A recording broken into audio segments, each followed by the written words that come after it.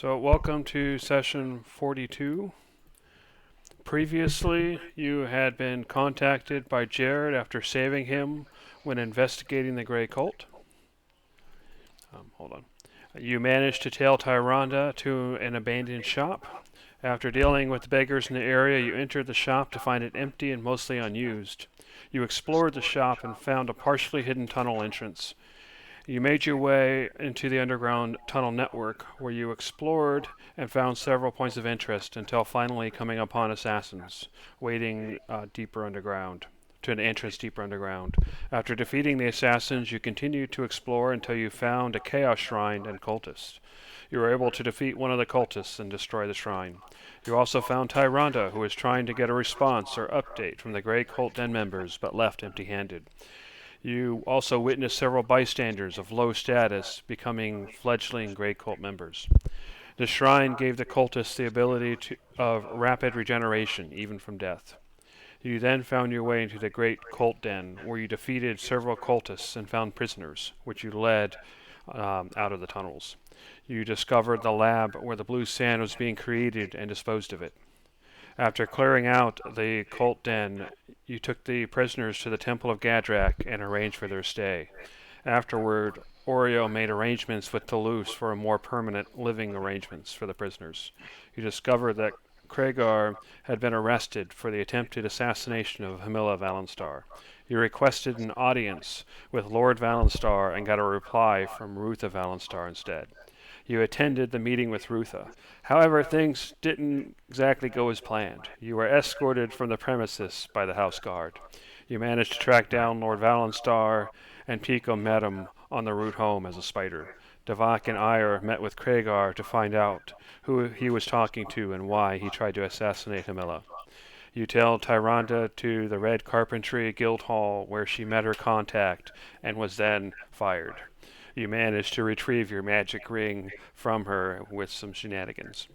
As we begin, it is the night of Celium 14th. You have infiltrated the Red Carpentry Guild and found a Chaos Altar, though this one is larger than the previous altar that you have encountered. You are still inside the building near the secret entrance to the lower level. So I'll go ahead and take you to the map.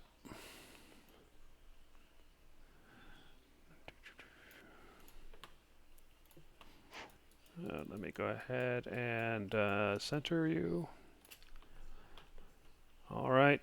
So Ire is standing in the background, so it's just the four of you. Ire seems to just be following along, and Galen is still away. You've just crawled out from the secret entrance that you uncovered beneath the bookcase. So what do you do?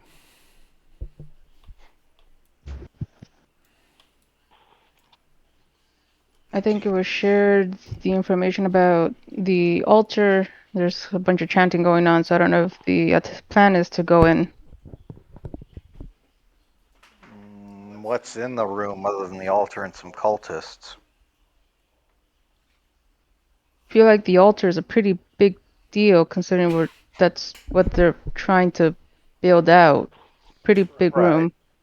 But the crystal formations from the other altar were a pretty big concern. Were any of those visible inside?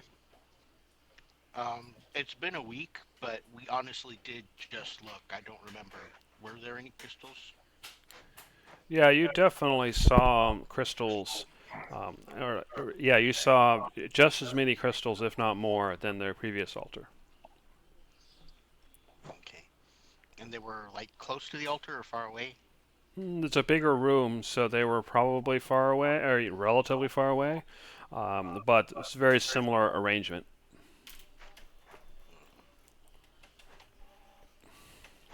Oh, and before we get started, I had neglected to mention Ragu.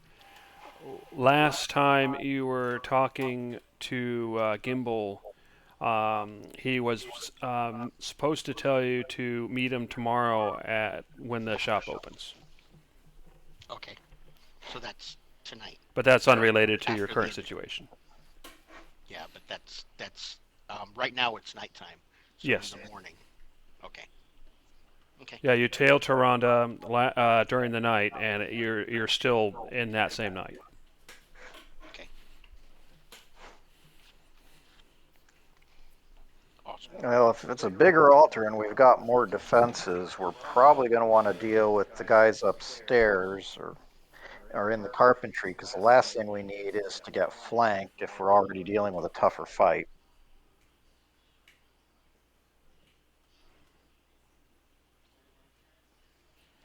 Devok, um, how capable would, or how many of your contractors do you think you can get involved? I think we're going to need every body we can get for this. Um,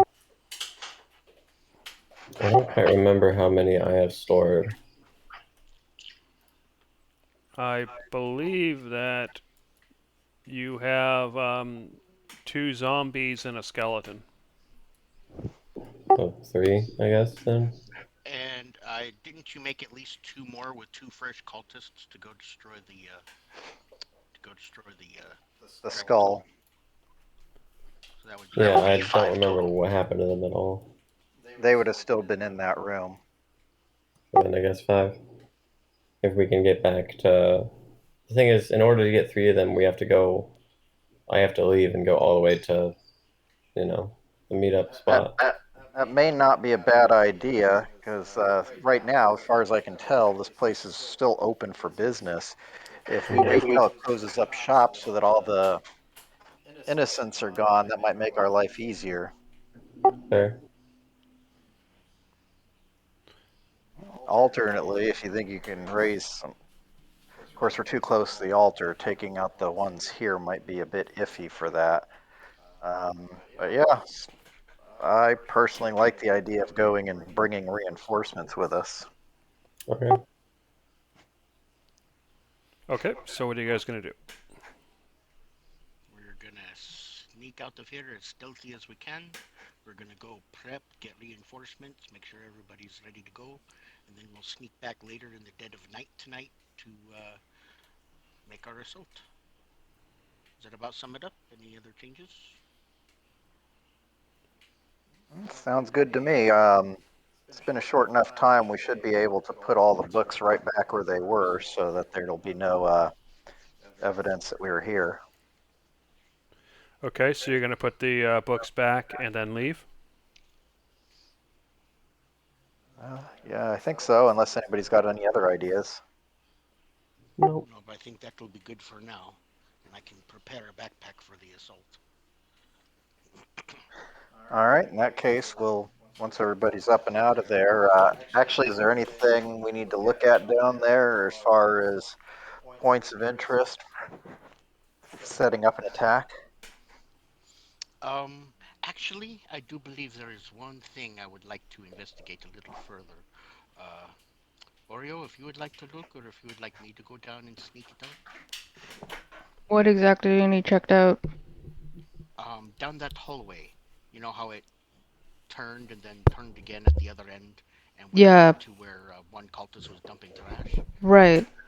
Is that room sealed, or is there an exit from that room out into the wider underground?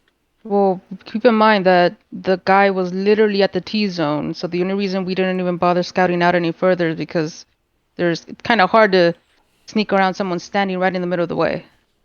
Yes, but now that we've come back upstairs and discussed this all really quietly for a minute, I think he might be done dumping the trash, so he might not be there now. Wait a minute. That's very interesting. Why would they need to dump trash? Yeah, I don't know, but If there's just an altar down there, a trash pile sounds unnecessary. That might mean there's more down there. that's what I was saying is if there is an alternate exit, like to the wider underground or to the sewer system, that is down below and not up here in the building, then I think I've got a few ideas. Well, I'm not just talking about an exit. This is starting to sound like it might be a bigger base. Yeah.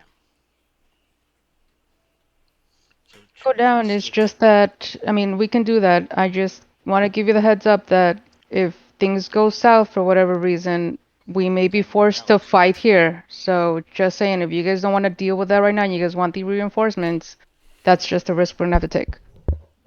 Yeah, in that case, let's get the reinforcements first. Okay. Okay. So you spend a couple of minutes putting the books back. I'm assuming you're using the same method you used previously, but in reverse. Yeah, I mean, the illusion's already in the right spot. So the idea, and especially also, the idea was to take the books off, just kind of going right down the row, one after the other. So ideally, they've been kind of stacked the same way. So it's kind of like get the book, just confirm it goes in its spot, and ideally just kind of run them right down the rows. But yeah, I've got the legend right there in front.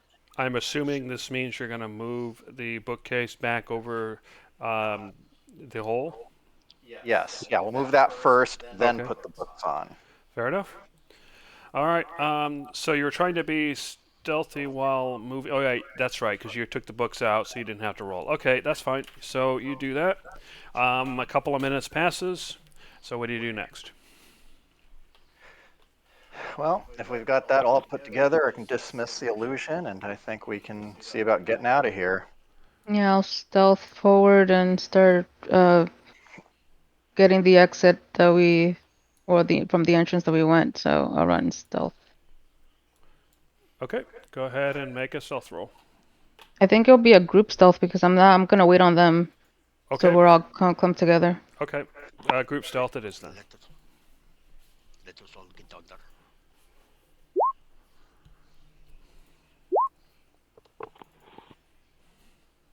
One success and one failure. Sorry. All right, two successes. So you guys are good.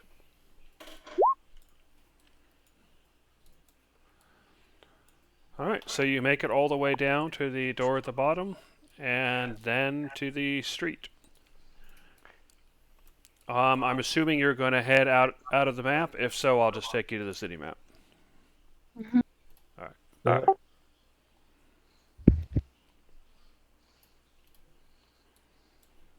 All right. So you have made your way out. You are where this thing is showing you in the Guildhall district. So where do you go from there? I guess first, actually, why don't we first go to the Sudaga ward? Because not only do we have the two existing zombies we can check on, but then we still got more bodies there. We might be able to just raise some right from there. And then after that, we can, go ahead and grab any of the others that already exist. Yeah, actually, now that he brings that up, you had two zombies and a skeleton. Sorry, you had. I think one of them died. So I think you had one zombie and a skeleton, and then you'd raise two, right, to deal the skull. So Yeah. that means you'd have three zombies and one skeleton. Okay. Hey, how did the other one die? It died in battle with the cultists in the den. Oh. Okay. So actually, I'm just going to go ahead and create another zombie here. So we know that you have three there, and you have your one skeleton. All right. So you head to the Sadaga ward, and it takes you about 5 minutes to get there, especially since it's nighttime. And so what do you do at the Sadaga ward? The plan is to go down, see what happened to the zombies that were destroying the skull. If they're still viable, great. And either way, we left plenty of bodies there. We can go ahead and start raising more of them as far as what Devot can do. Okay, so you go down there and you find that the zombies that were sent to destroy the skull are just still standing there, but you can see that the skull has been smashed to pieces. Excellent. All right, so we'll go ahead and bring those along, and so that brings us up to what, a staff of 6?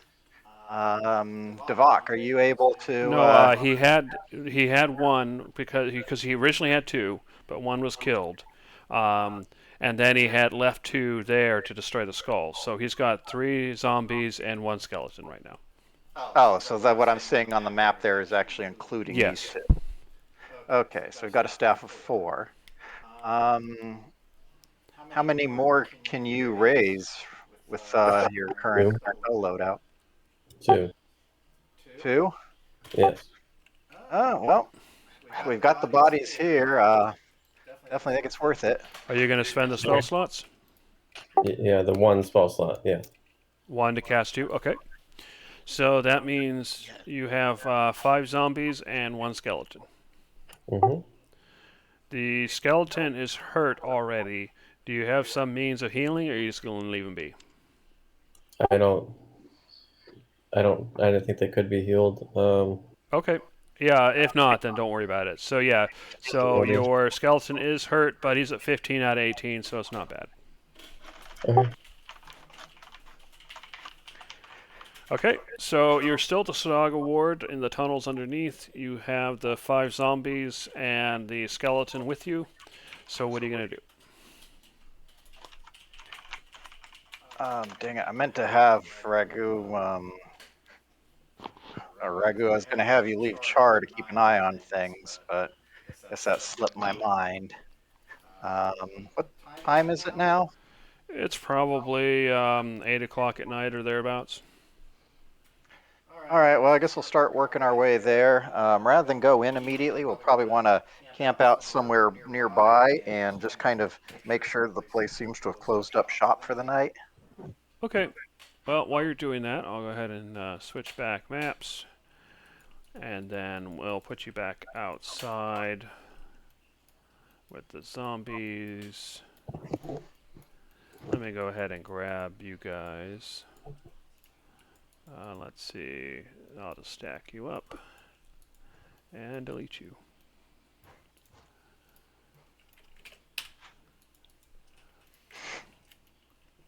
Okay, so you should be able to see yourselves now.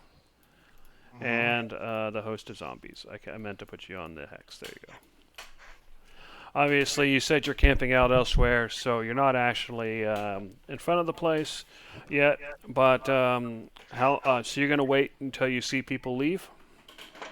Yeah, that's what I was thinking. Ragu, if you're gonna have Char look, and maybe Oreo, you can also get a quiet look. Okay.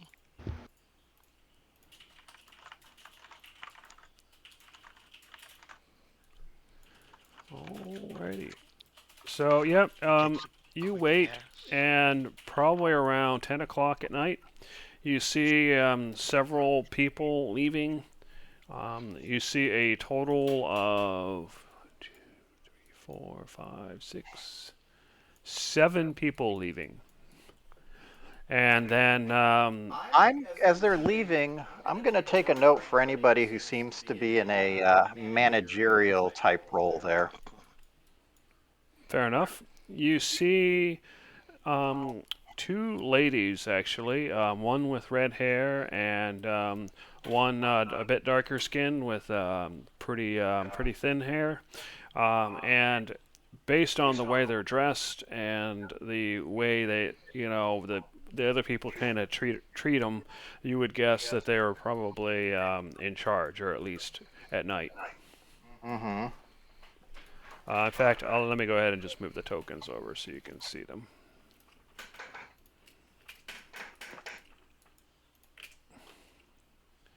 Doo-doo-doo. And how tall do they look?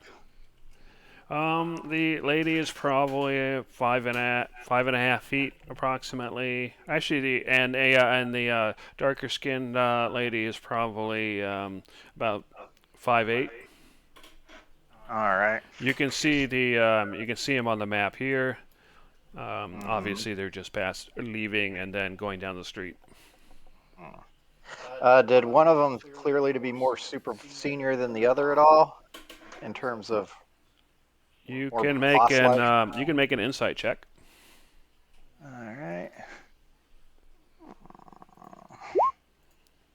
Okay.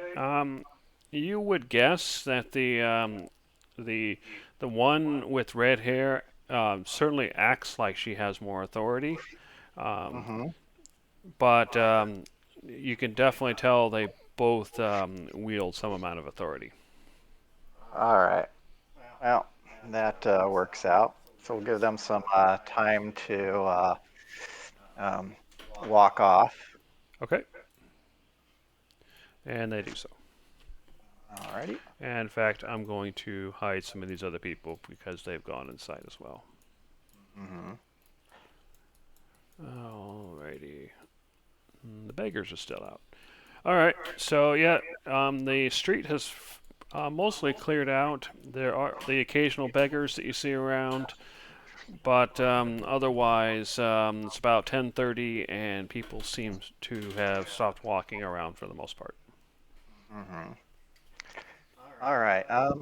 Oreo, did you want to check around the side, make sure everything was still clear there? Sure. Yeah, Charter's on the back waiting to see if anybody comes in or goes out the back way. Okay. Oreo, you can go ahead and make a stealth check if you're trying to stealth. Oh, and did I hear that woman talking at all? Um, Probably casually. Okay. I just wanted to make sure I know what her voice sounds like. Okay. Anyway, Oreo, as you head down the alley, it looks fairly empty except for some rats that apparently you disturbed as you passed by some trash. It is at this time of night it is rather dark, and you actually have a bit of trouble avoiding, avoiding stepping on anything or stumbling. But you do avoid that given your role. Okay. I guess I'll peek back out just the corners, see if I can catch any of the guys and kind of give them the sign that everything's good down here. All right.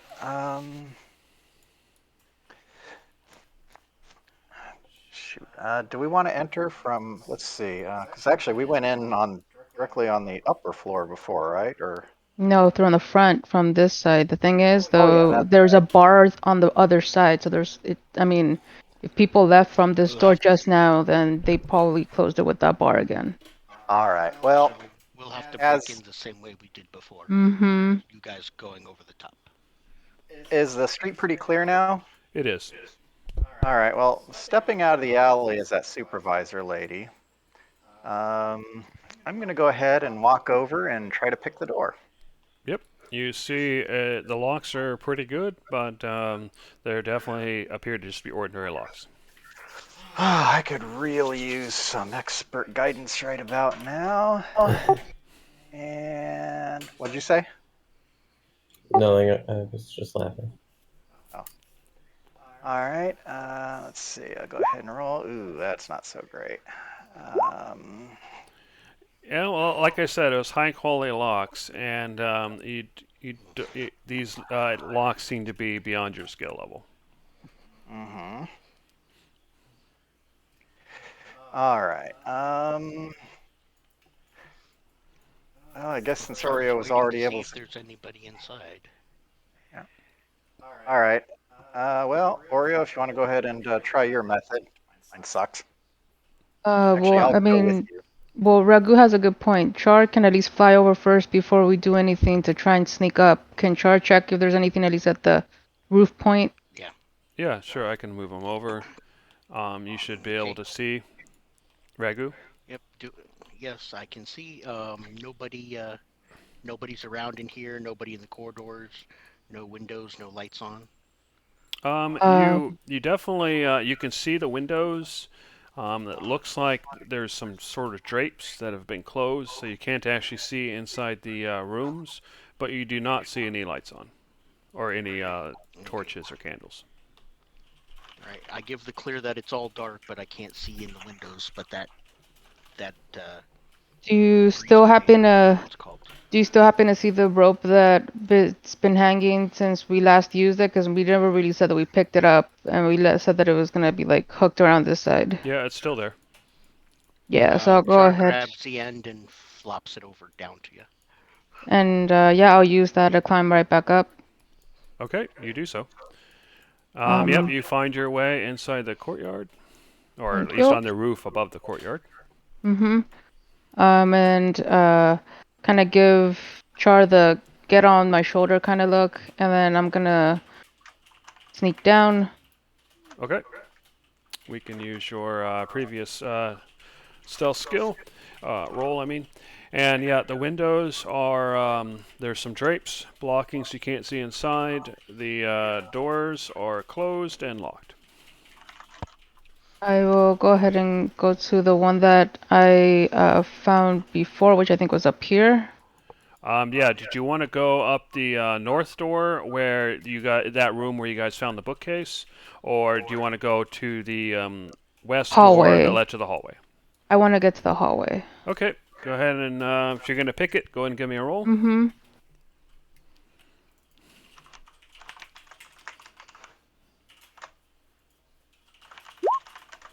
All right, yeah, you managed to pick it. It looks like it's kind of close. You just barely figured it out, but you definitely did. So I'm gonna go ahead and move you to the other map. All right, so you should be able to see yourself now, Oreo. You are Okay. currently in the hallway.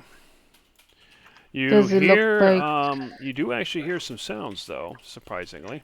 And you see a small amount of light coming from the bottom of the doorway. It wasn't visible from the outside.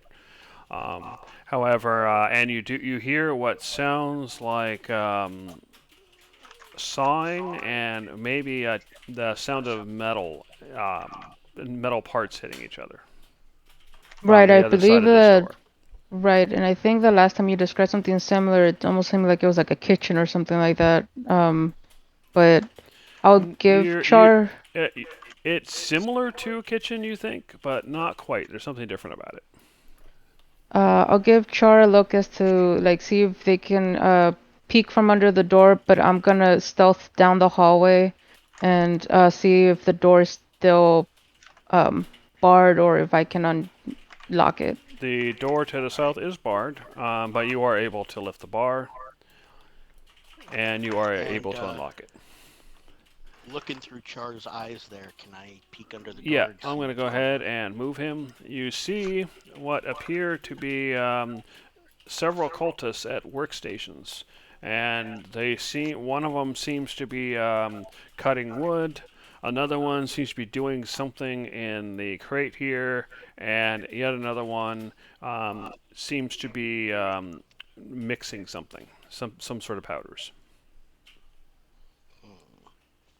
Okay.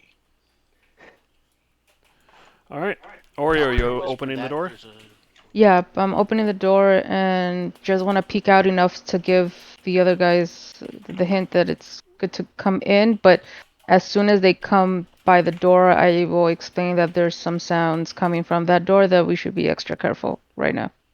Okay, fair enough. So going back to the upper map, you guys see Oreo kind of pop out of a door over here, and then she kind of waves you over and then tells you that.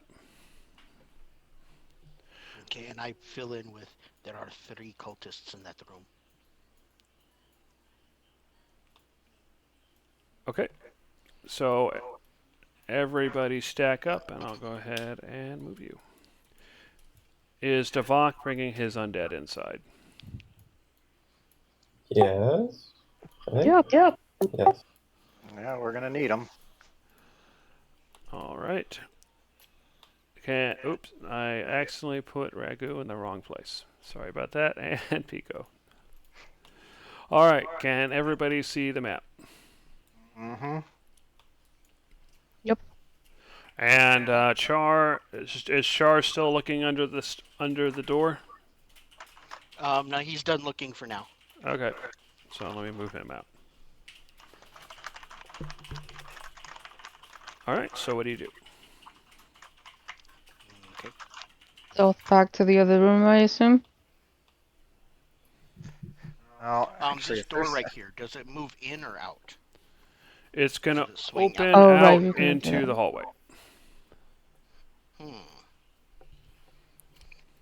Is there a way to very quietly and stealthily just bar the door and leave it, or I kind of whisper that to to everybody. Is like, would it be a good idea just to lock them inside? Why are they here so late? They're working on Good something. I question. don't know if I trust it. I mean, if their base is underground, it would kind of make sense that they're kind of using this as another place to bolster their numbers. We don't know what's down there. That's why I brought extra oil when we went to go get the zombies or the contractors. So you guys do know that there have been ceremonies or that kind of thing that have been set up at midnight, and that seems to be a recurring theme with the cult, as far as you can tell. Or did those guys under the door look like cultists?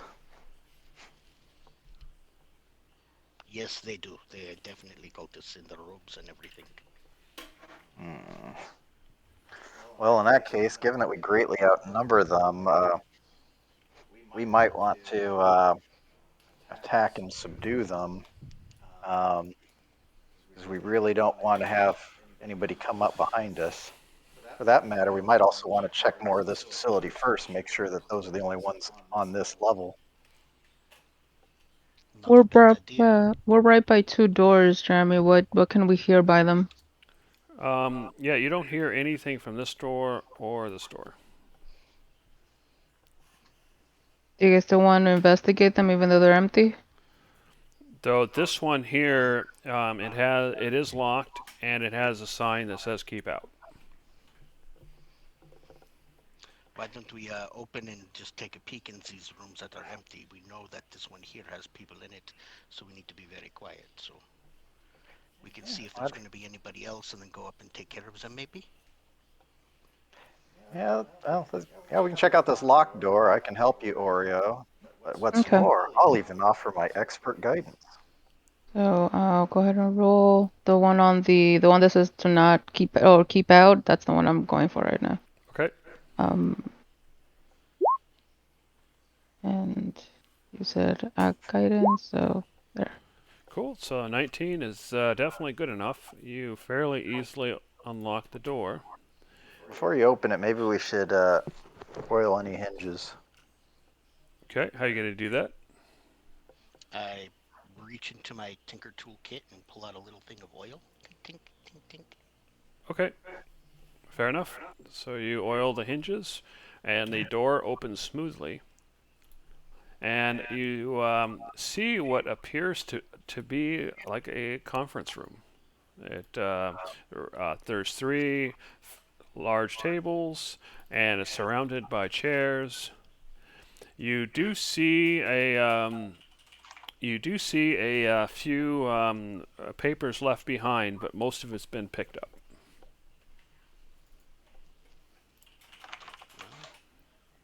I'm guessing it's not going to be trapped if it's their meeting room, so I'd step inside.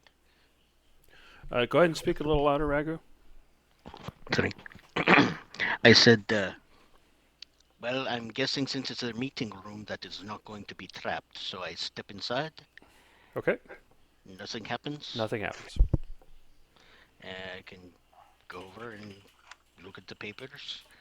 This ladder, does it go up or is it going down into a hole? That ladder is going up, and you look at the couple of papers. There isn't much of value there, but you do get the impression that cult leadership was there was some leadership meeting here based on the wording, but you also see that they were very careful not to write down any names. Okay, now, cult leadership may not have names, but 1, 2, 3, 4, 5, 6, 7, 8, 9, 10, 11 chairs. It is reasonable to assume that there are 11 chairs, there are 11 leaders. Correct? Anybody? Is my reason Sorry, good? say that again? That if there are 11 chairs in their meeting room, then it is reasonable that they have a council of 11 leaders. Maybe. I don't know if I would necessarily say that's an immediate conclusion to make, but it's reasonable. Yeah, that's only if that's what they use it for. Correct.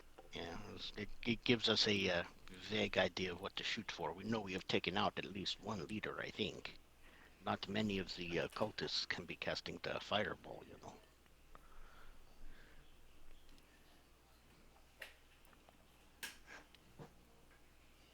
Just trying to make some logical deductions based on what we do know. That is subject to change if we find other evidence. Well, I just think about some of the rooms that royalty have had in the past for these meetings. It couldn't possibly accommodate all the high-ranking members in their various respective kingdoms. Um, hmm. Well, shoot, I don't want a wild shape just for that. Something did just occur to me is, does Char have a particularly keen sense of smell? Just a second. I believe he has I, sight and hearing. Well, that really doesn't help us too much then. I'll go ahead and mention it because it was a piece that I had neglected to, but Ragu noticed, is that there is a ladder that is heading upward. Although you do see that there is some sort of trap door or something that blocks off the view. Okay. So we would have to climb up the ladder and then crack it open a little to peek through. Well, how about like yeah, step Yeah. down first. I'm going to check for traps first off of that area. Okay, go ahead and Then give me a if you perception can, check. maybe just peek up and see if your perception is a little higher. Let me double check and be sure if I can roll with advantage on this. Dungeon over.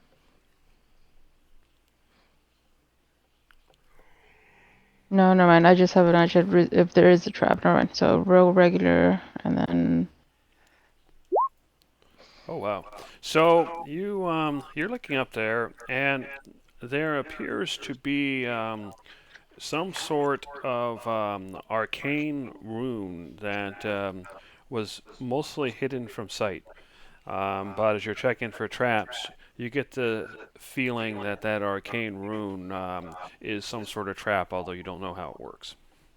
I give Ragu the nod of it's a trap. And I let you go back up so you can kind of check it out, and I point it out for you so you can try and decipher it, and I'll give you my help with Arcana as well, so you can try and roll with some help. And it's Yeah. never too late to get some expert guidance. Is there a way that I can disarm or shut down this rune without a dispel magic spell with my arcana? Well, first you'd have to figure out what it is, so that would be your first step. Alrighty. So my arcana. Okay, 27. so yeah. Anyway, it 31. is an alarm rune. Basically, if an unauthorized person opens the door, um, there is a silent magical alarm that'll go off, and those people attuned to the alarm will know that somebody opened the door. Ooh, this could be useful. Yeah, I could draw them out. But there is no way to disarm this except for a dispel magic spell. Yeah, it's pretty simple. So any way that you would normally have to disarm it would also trigger it, unless you had dispel magic or something of that nature. Not If I very had much known in my we would favors. encounter something like this, I could have prepared for that. But actually, I think this might actually be of use to us as is. Not a bad idea. Outside, as far as that upper area, were there any windows to that upper room? There was. You basically had four essentially towers outside, and they had multiple windows. And in fact, when you were here before, you would see occasionally somebody looking out the window at the street below. The this time around, the windows were blocked off with curtains, but they definitely exist. Hold on though, if just to be sure that I don't have the alarm spell open, it's only if the rune itself gets triggered. So if anything around the perimeter of what it's guarding it gets manipulated in any way, it doesn't get triggered. Basically, it's attached to the door, the trap door, and if the door itself moves, then it gets triggered. Okay, good to know. All right. There's a possibility that I can leave Char up here by the door, and when we want, he can bang on peck at the door with his little owl beak until the alarm goes off, and then I can bamf him away, and that would draw whoever it is out from wherever they might be to this room. It's a good idea. I'm thinking we should probably check this floor and deal with anybody on this level the hard way, because my thinking is, Well, yeah, I did not mean right now. yeah, I know we're going to do that the hard, yeah, yeah. take them out as quiet as possible. Mainly because my thinking is that if their cult is still downstairs and they trust the people up top will take care of an issue, if those people aren't ready for it, then maybe they'll be more likely to come along on their own, although I guess they wouldn't realistically know the difference. Failing that, at least if it does alert everybody, still less people that are free to do anything. All right. So, what do you do? I will look at the next door ahead, make sure nothing's that I can hear, and I'll actually check for traps first, and then I'll try and, if it's locked, open the door. Okay. It is So not locked, first, but you can go ahead and check for traps. Mhm. You don't hear anything.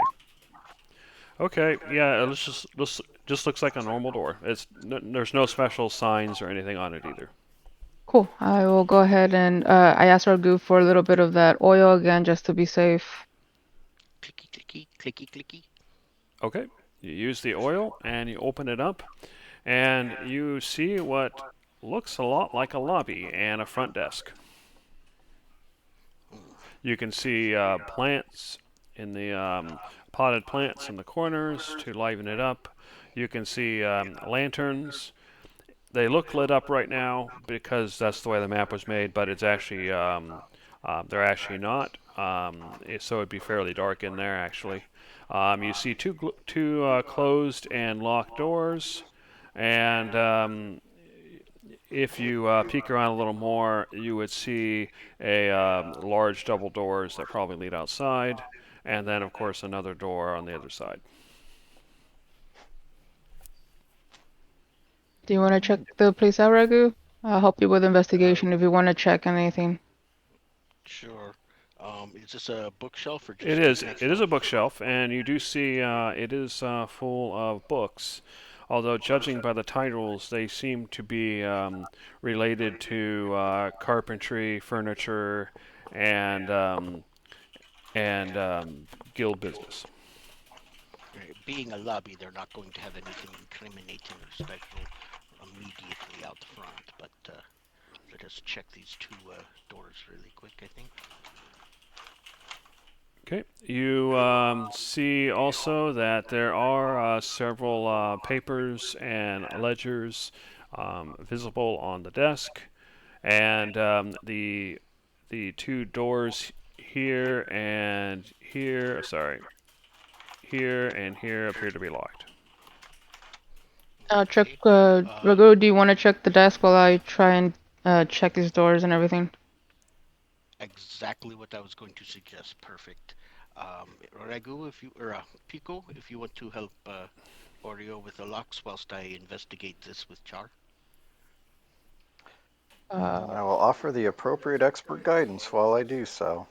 I will do first to check on traps, just because now she's a little paranoid. Okay. You do not sense any traps. And I'll go ahead and roll for the lock. Yep, you unlock it fairly easily. And as you deal with that, Ragu, you find several papers and ledgers. They seem to indicate business relationships with various carpentry shops and workshops throughout the city.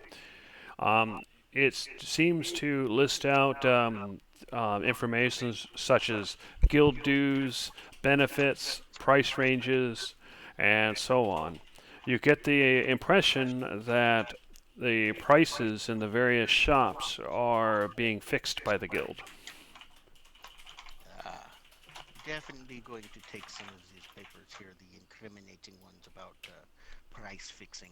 And you said that it's also a list of its affiliations to other workshop or Yeah, there's a list of other furniture stores, carpentry workshops, and that kind of thing throughout the city. but not all of them in the city, just the list of ones that these people work with. Say that again? Not all of the shops in the city, just a list of ones that these people work with. Yeah, it's a list of places that this guild seems to have relationships with. Definitely take that because now it's a list of known associates that we can investigate. Fair enough. Oreo, you unlock the door, and inside you see what seems to be a desk with a candle that is currently that's been put out, despite the graphics. So it's dark in there, It is. but I can see with dark vision just enough. Yes. Okay. I'll step in and I'll check for anything that catches my eye in terms of what we're seeing here, like anything from the occult, and then more specifically, I want to see if there's anything secret that they might be hiding in any of the cubbies and stuff. Fair enough. So yep, you search, you you find more information related to Guildhall business, but as far as your search goes, go ahead and give me a perception check. Okay, yeah, you search through the drawers, and you aren't spotting anything that sticks out. Okay. I will back out and just kind of inform them that I didn't find anything extraordinary, but I've been able to miss stuff before. So if anybody wants to check that room, go for it. I'm gonna start investigating it, well, checking for I'll traps, and help then you out first. Okay, go ahead. so Expertly guiding as usual. first the trap thing, Okay, still no traps. and then the thieves tools. Yep, that you managed to unlock it fairly easily. And inside you see another office, and you see a desk, you see a bookcase. It would be dark in there because the candle is out. So what do you do? Um, she probably wouldn't be convinced to think that there'll be anything as interesting again, so she's just gonna say, "You guys might want to check the room, maybe." I don't know. I'm gonna keep an ear out at the door. And Devok, do you want to bring your cavalry in here for a little bit, just to be safe that they're not just standing outside? Yeah, I can't move them. Oh, you Like- can't? Oh, you can't? No. Let me fix that. Okay. Oh, actually, you can't because I'm supposed to control them. All right, so what do you tell them to do? Just follow me, I guess. Okay. Right. While that's happening, I go ahead and bring Char to do just a quick investigation of this room here. Okay, you can do that. And in the meantime, what are you doing, Pico? I'm going to go ahead and take a look around in this room. Okay, so yep, you both can give me perception checks. Oh, actually, I guess investigation because you're actually going through things physically. All right, so Ragu, you actually go through the drawers again, and you do notice that there's something funny about one of the drawers. It looks like it's too short. It looks like it's not as deep as the other drawers. Yep, it's a false back. I will try and see if I can see it, or if there's a switch, or if there's a little lock mechanism that I might need help with. Or if Okay. I can just get it open. So you're poking around, and we can use that same investigation. So you do wind up seeing that there's a little handhold, like a little hole on one side that is just big enough for a finger. Poke it. Okay, you poke it, and you notice that the back kind of just slides. Okay. And after sliding it, behind it you see a high-quality steel key. It definitely grabs the key. Is there anything else in there? Nope, it was just the key. And Pico, you got a 19, right? Mm-hmm. All right, so searching the desk. Oh, actually, hold on. Giving myself expert guidance. Call it 21. Okay. Anyway, searching most of it, it appears to be normal guild hall business. However, you do find a note kind of stuffed at the bottom, or in one of the books, and it was closed. And you just saw a little piece sticking out, which is how it got your attention. And inside, and the note says, "We need to update some documents.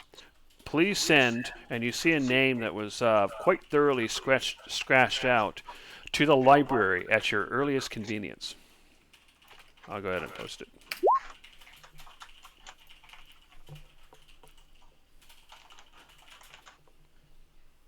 All right.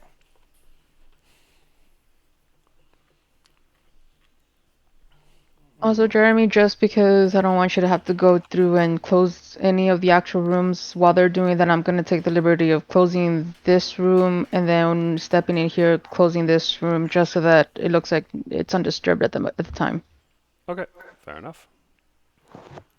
Let's see.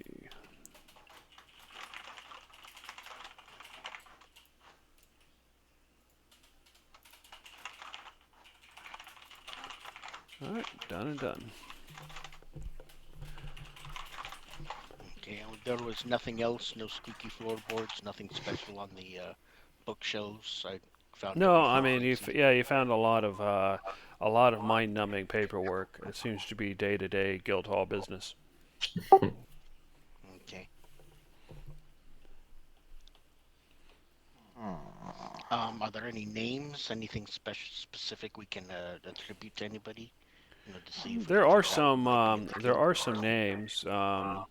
You can see that the whoever works in this office is named Charla, and there is some sort of correspondence with a couple of people, but you don't get the sense that it's important. Out of curiosity, on this message, does the ink um, used to scratch out the name seem to be the same as the rest of the letter? It appears to be, yeah. Hmm.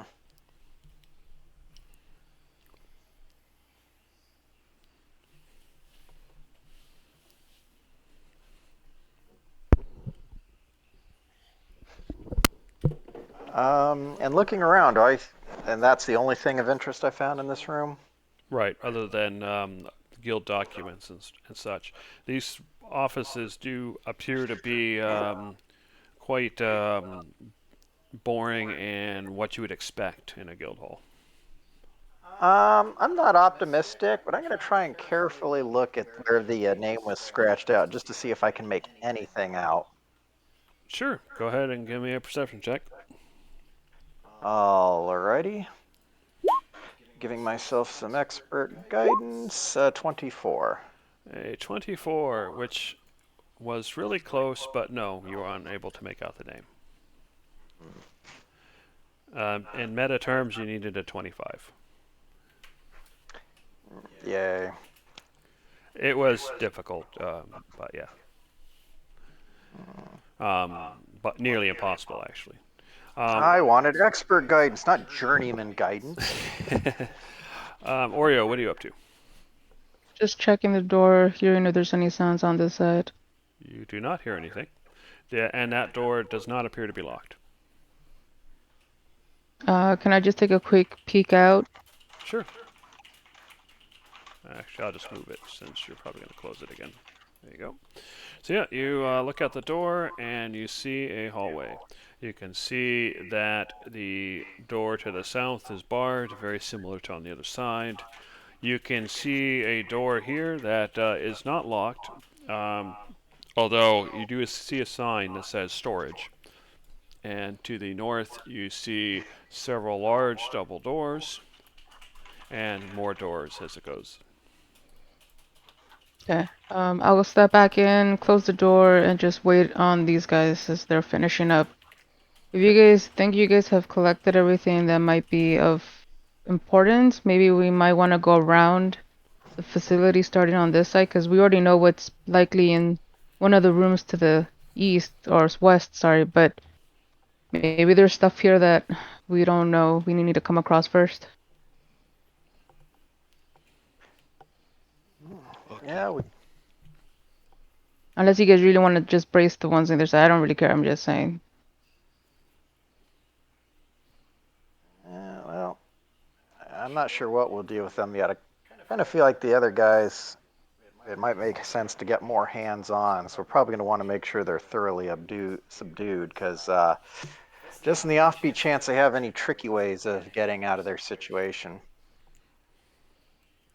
Sure, maybe they might just be the only ones on this floor, so if we check this side out, that might resolve that.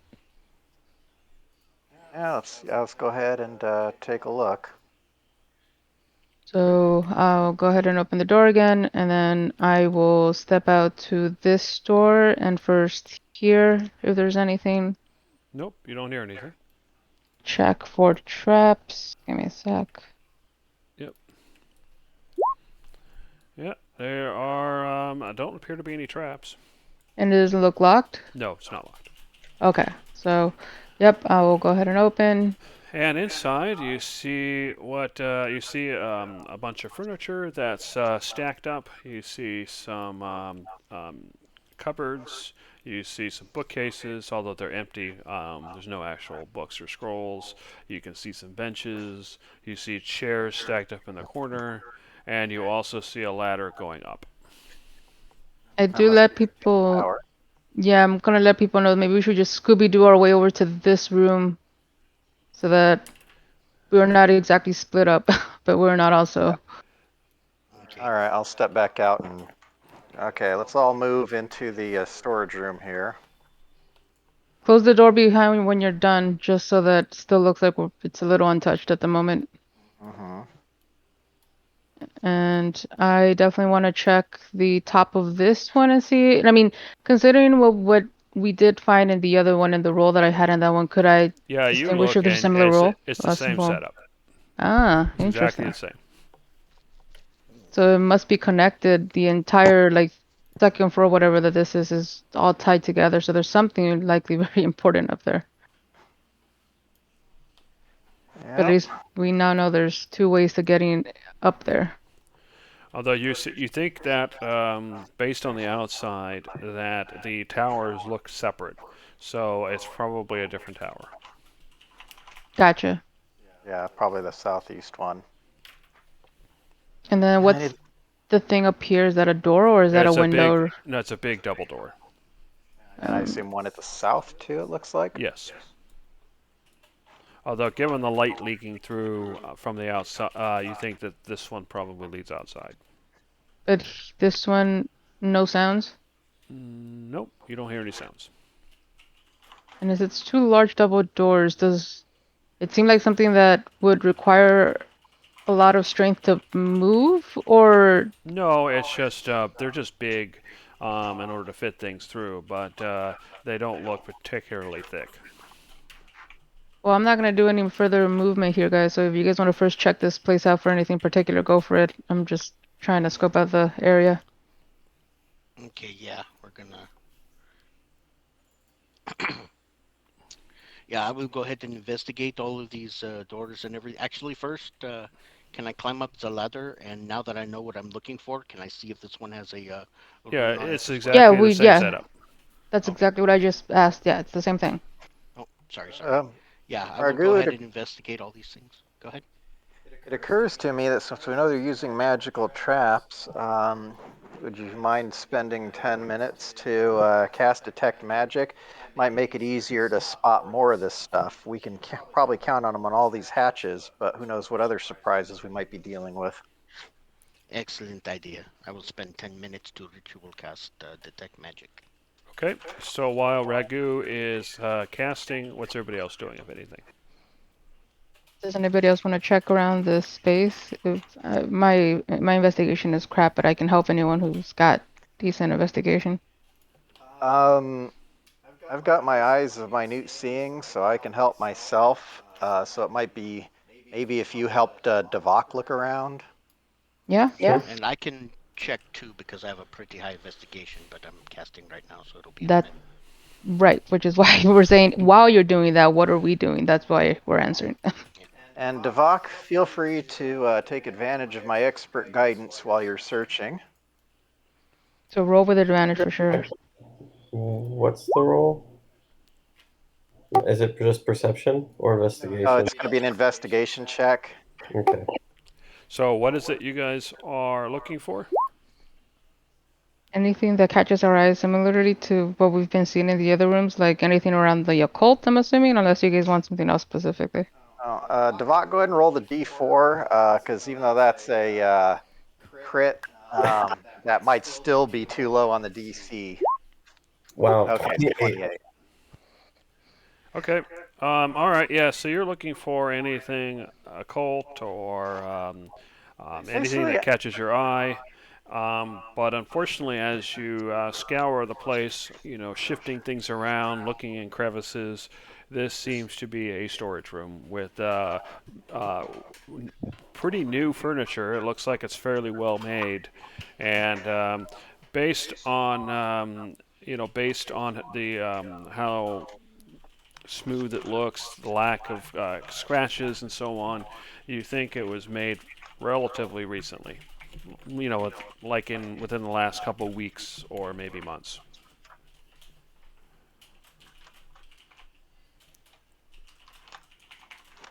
Okay. Well, that would have taken us a few minutes. We'll just wait for Ragu to finish before we move along. Okay, Ragu, you've finished. You can definitely see magic coming from the rune, as you expected. What's the range on that spell? 30 feet, anything I see. Okay, so yeah, in this room you don't see anything else glowing. Okay. And Poke I your head very into the quickly offices say, real quick before we continue exploring. that's what I was going to say, is there's nothing else in this room, and let me do a quick sweep of everywhere we can. Yeah, let me go ahead and open the Right. door for you here. There you go. All right. Anything in the hallway? So yeah, you don't see anything in the hallway. Nope. You go into the office and you do see Hold on, that might have been him dropping off. who? Ragu. Hello, hello? Hello. So I don't know why I just dropped out for a second. Okay. That's exactly what I thought happened. Anyway, what I was Yeah. saying is you didn't see anything in the hallway. Going into the office, you do actually see a glow coming from one of the drawers in the front desk.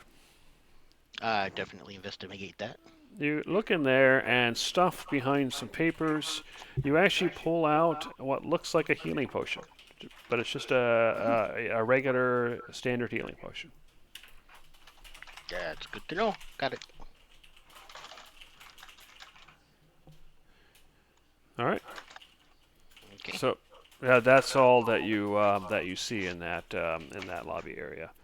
And as you go through, look at the offices. They are similarly empty.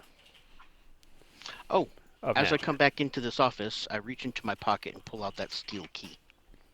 Okay. Is it glowing too or no? No. Okay. All right. Are you trying to get back over here? Yes, really quickly. All right. Or not quickly, quietly, I should say. Okay. If you're moving quietly, go and give me a stealth check. Alrighty, un momento. Oh, So that looks like a 10 unless you have a reason to have advantage. I do not have a reason for advantage. Okay, so yeah, as you're going along, you notice as you're going to open that door that as you step down, perhaps a little hard or in the wrong spot, there's a little bit of a squeaking noise, and as the wooden tiles, kind of rub against each other. Um, uh, but yeah, you notice that happen before you open the door. Okay, I very quickly don't move, but just listen at the door to see if there's any sounds coming from the hallway. Okay, and let's see, your passive perception is a 10. So go ahead and give me a perception check.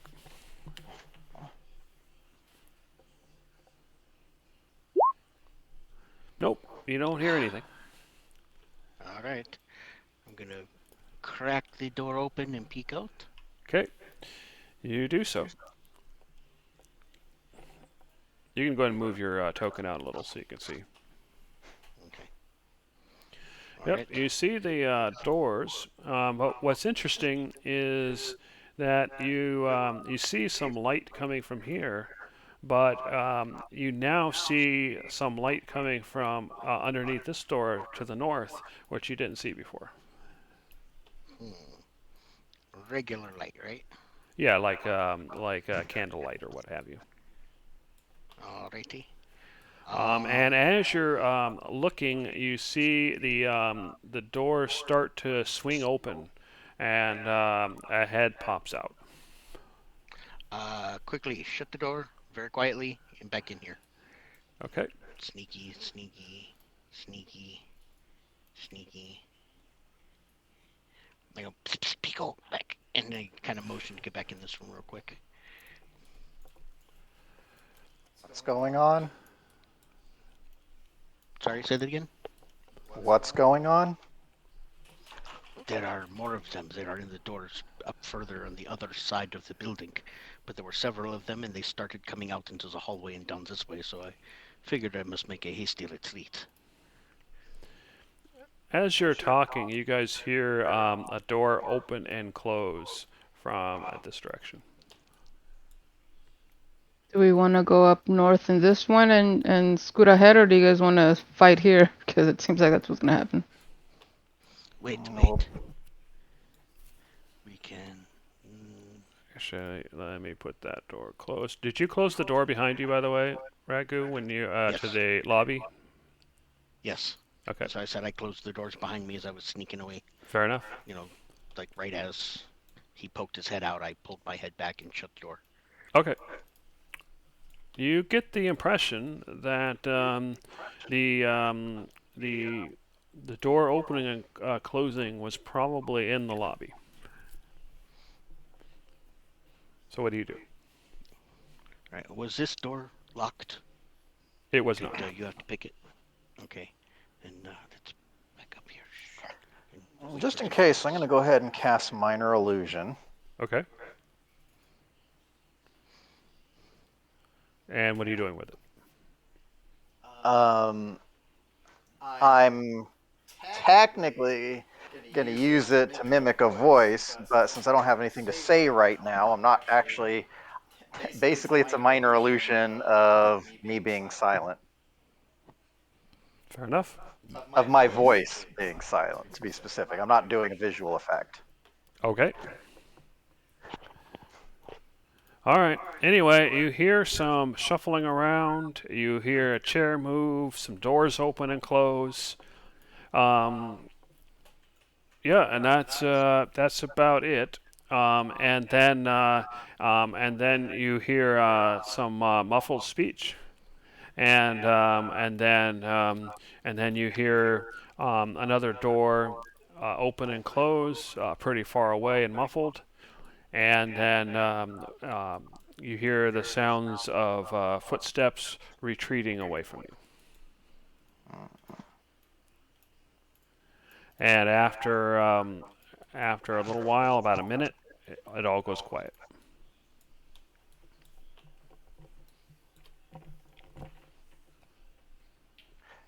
Now, when you say it goes, well, okay, you said a door farther away.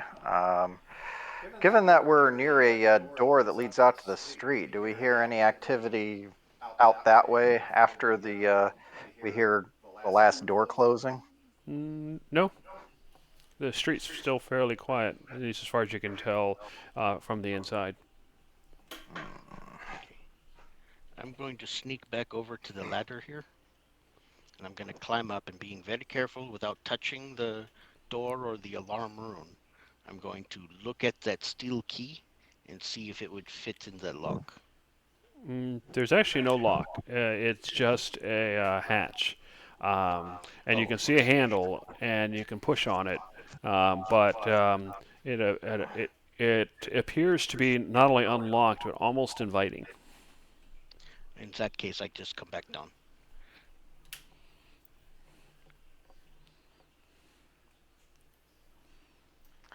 All right, and we're not Steel key hearing fits in anything place. else?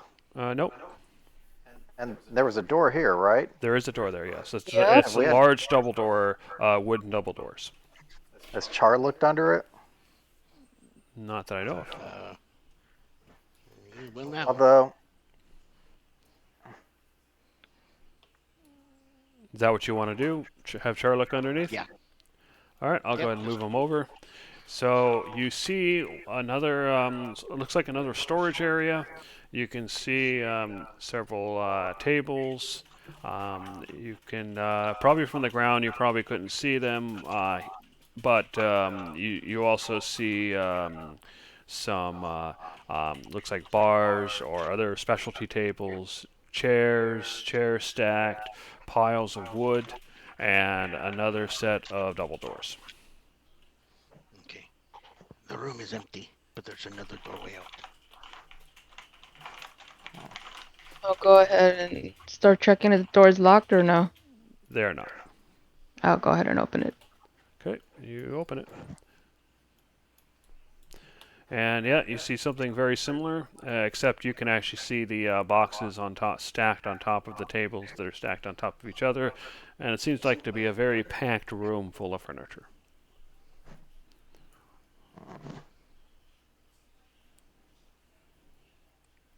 I'm going to go step out into the hallway, although I'm going to listen first, make sure I don't hear anything. Okay, you listen, you don't hear anything.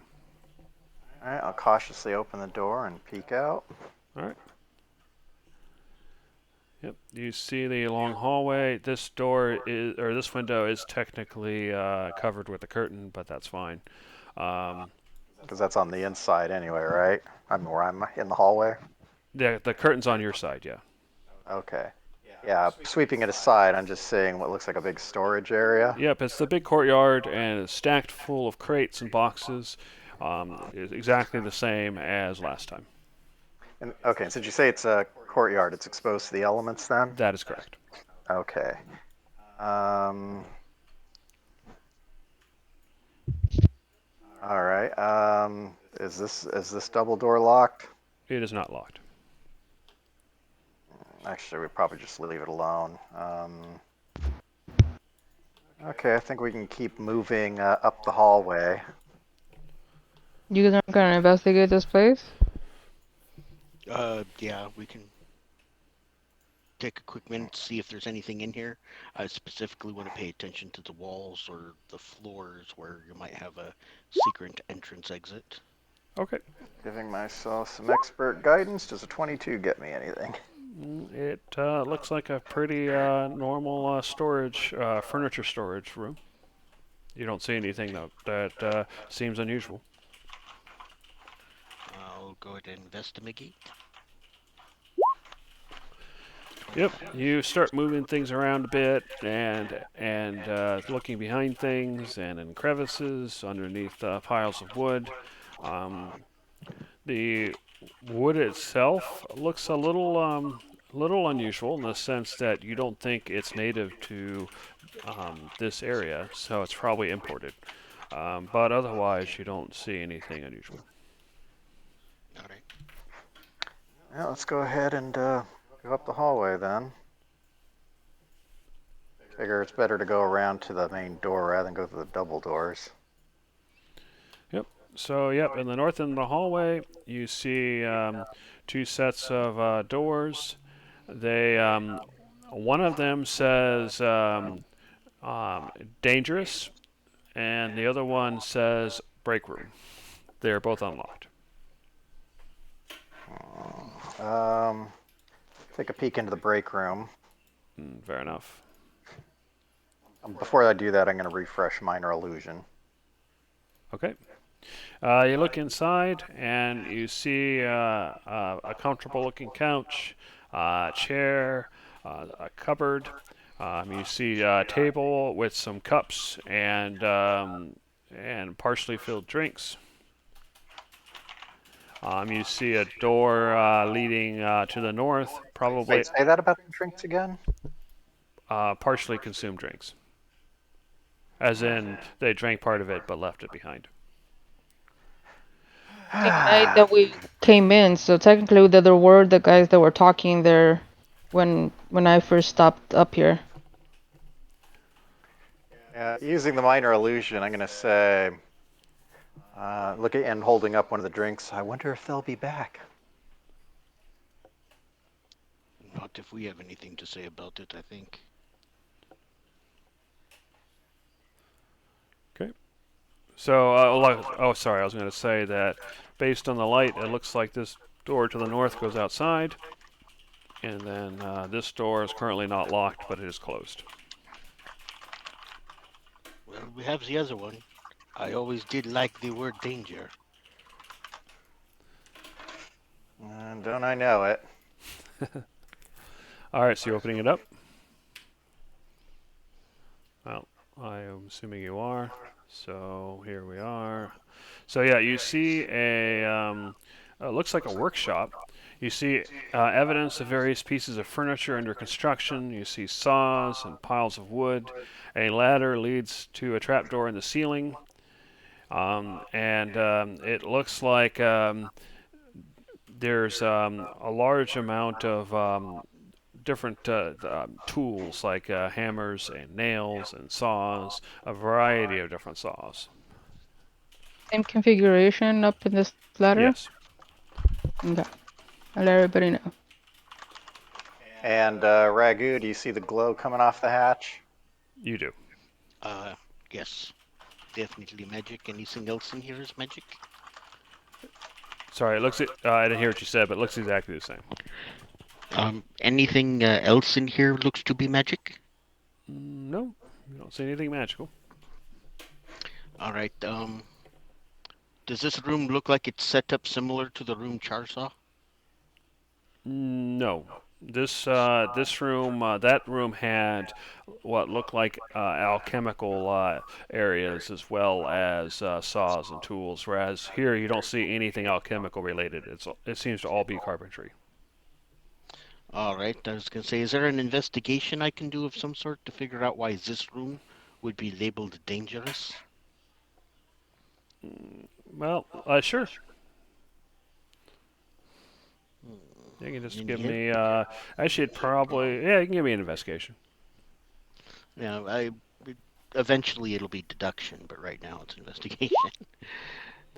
Yeah, so you're looking at it. If you had to guess, it would be because of all the different kinds of saws. You would also guess that you can see that the wood is under. People are working on that.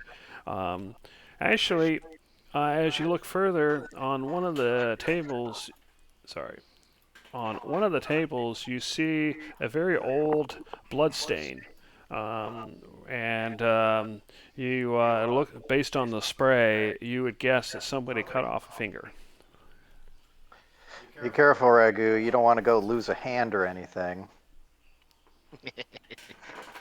No. As one of my great ancestors, Marakai Chandril, said, it is best to keep all your parts. Funny, I wouldn't put it past you to go for like a prosthetic whip or something, given the choice. You know, that might not be a bad idea. I think I kind of like that. Let's see.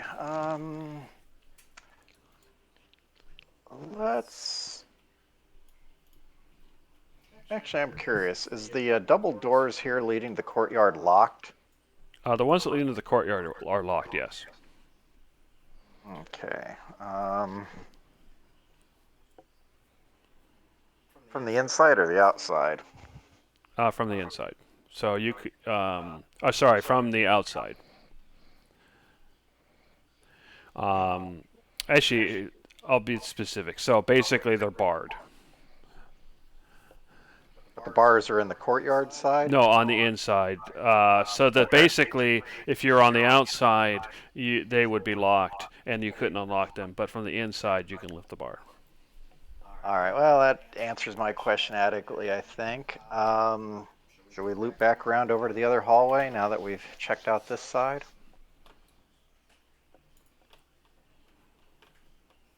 Sure.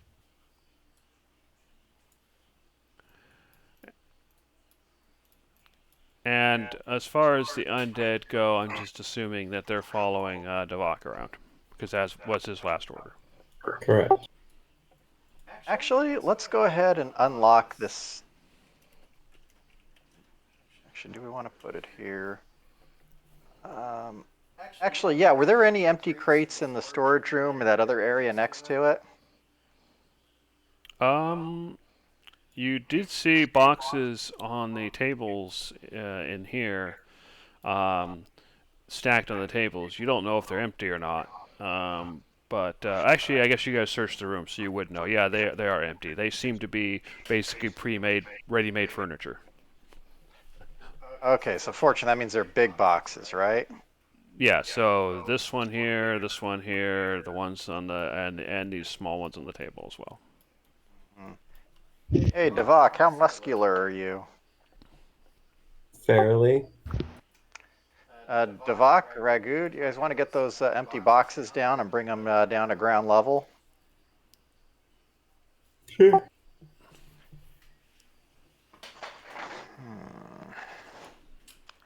Okay. Yeah, they could do Yeah, that. There's no rolls or anything. And I have a really grim idea. Were there any particularly long chisels or anything like that in the workshop? I would assume there would be. Yeah. Hello, hello. Hello. Okay.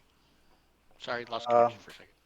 Okay, well, I was asking you and Devok to get down some empty crates in one of the storage rooms. I'd like to go ahead and collect up any long, skinny tools. So long chisels, awls, punches, anything of that sort. Okay. Yeah, there's plenty of that stuff. All right. And keep that in the room ready to go just in case. Actually, is there any rope around this place? I don't think you guys would have seen any rope yet. No. So no. All right, well, that's not a big issue. Um, well, here's my thinking. If we get, well, actually, even if we kill these guys, well, especially if we kill these guys, there's a chance they're going to come back. Well, I think we're going to want to restrain them, and these boxes would be great for it. And I kind of have an idea for making sure that they, quote unquote, stay dead until we can make that permanent. But let's go check out the other side and get an idea. Let's hear what we've got left now that we've heard some activity that may change what we're dealing with in here. So my thinking is we'll go back through the lobby. I'll lead the way since I currently look like the lady or the supervisor. I'm going to go ahead and refresh my minor illusion. Okay. Yep. The lobby is currently empty. All right. I'm going to go ahead and move my way here and listen carefully. You do not hear anything. Quick peek in the offices. Those are still empty too? Yes. All right. Going out in the hallway. Does everything look the same with the conference room? Yeah, it looks the same. Although you do see candlelight coming from beneath the door here, and beneath the door here, and beneath the door here. Ooh, 3 of them. Yeah. All right. I can send Char to take a peek first if you want. Sure.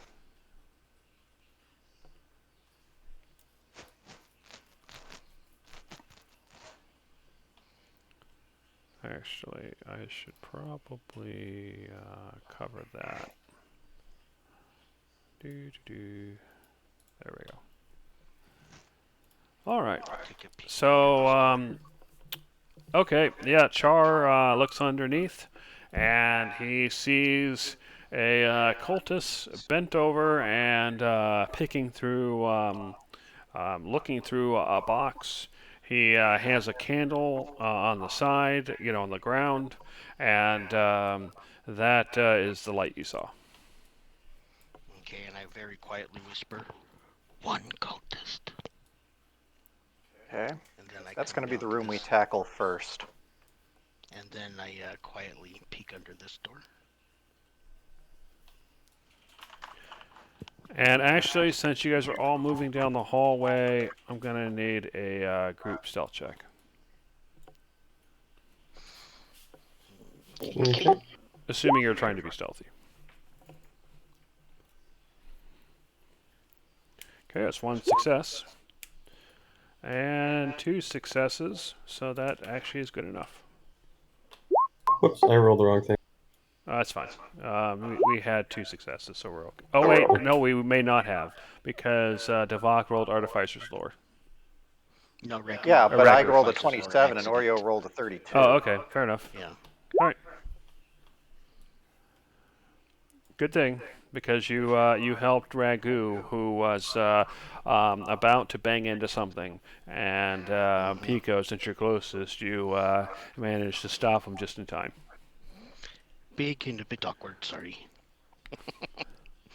Okay, Char peeks under this door here.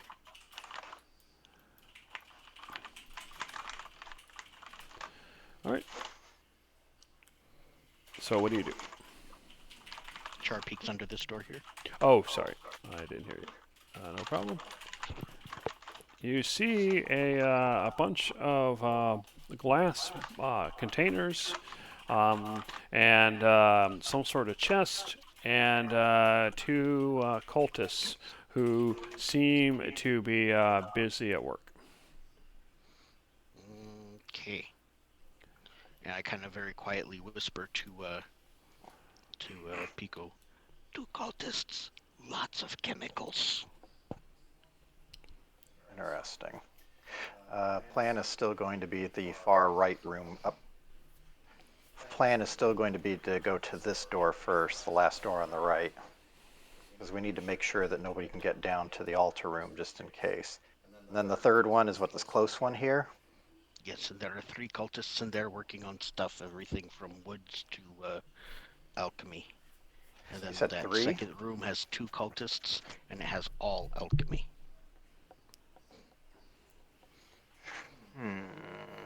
When we were outside, did we see any exterior windows for those rooms? You did not.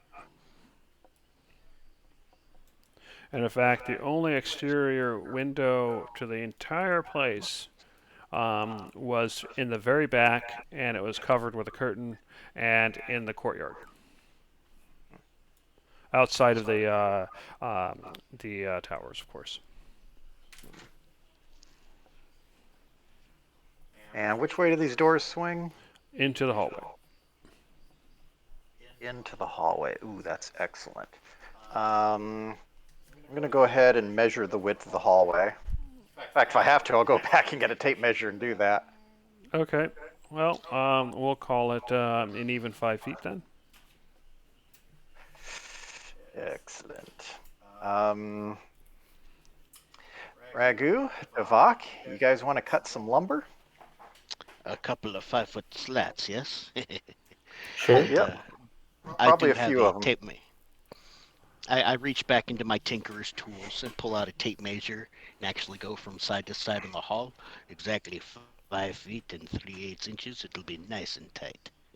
I roll it up, put it back in my tinker's tools kit, and head down to get the wood. Okay.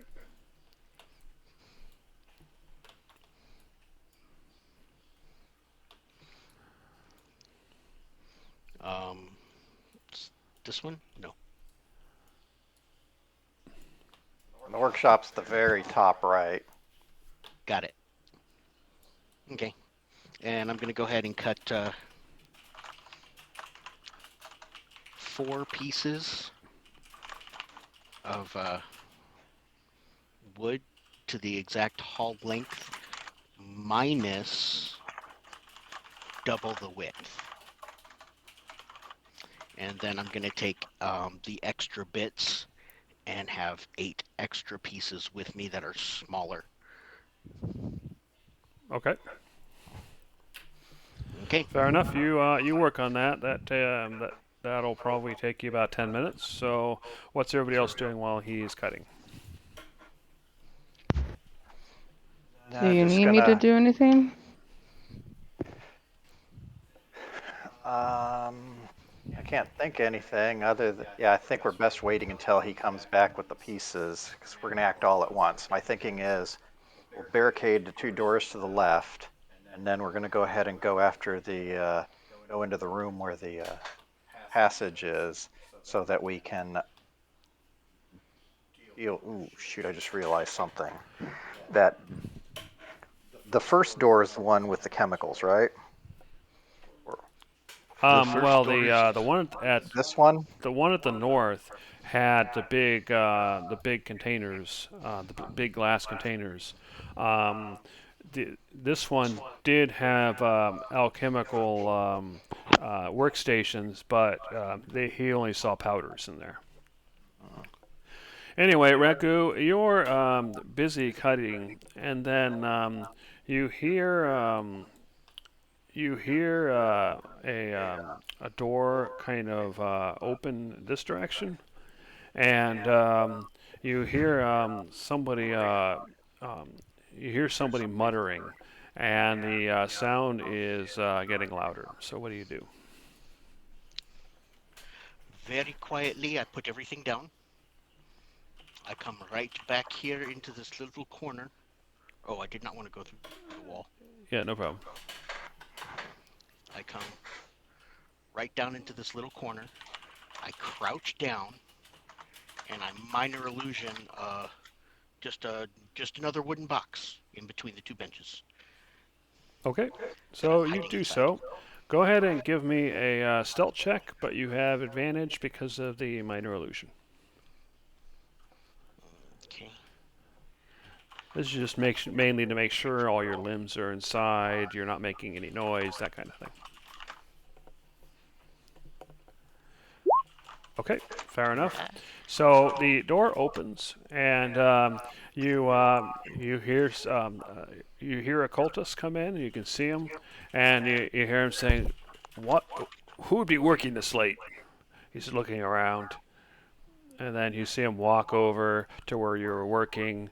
You know, he kind of rubs and looks at his, where the, kind of like the sawdust, and he kind of looks at his hands, and you can tell that he seems to be very observant, and he also seems to know something about carpentry, and he's looking around the room.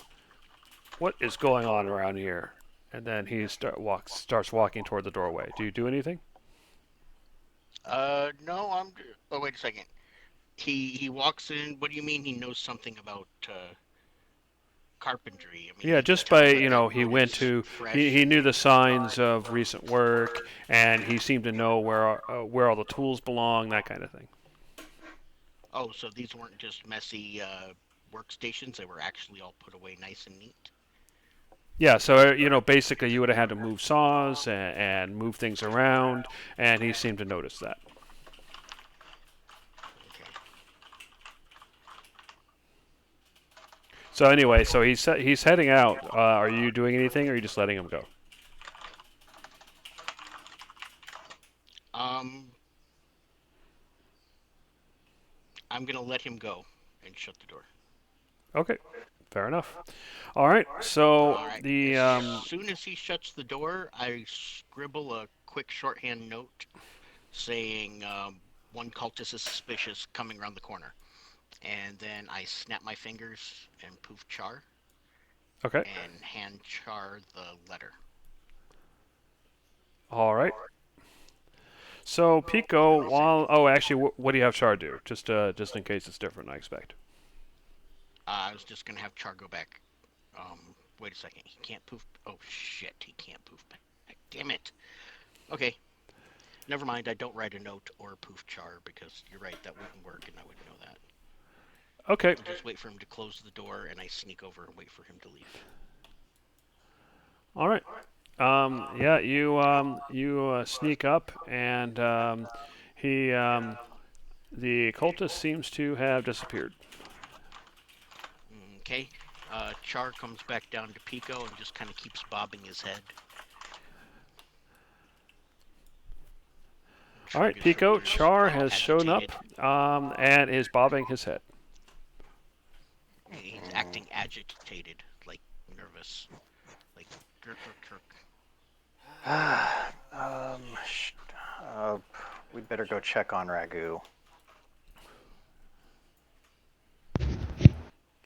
Let me lead the way since I look like one of the staff. Refreshing minor illusion. All right.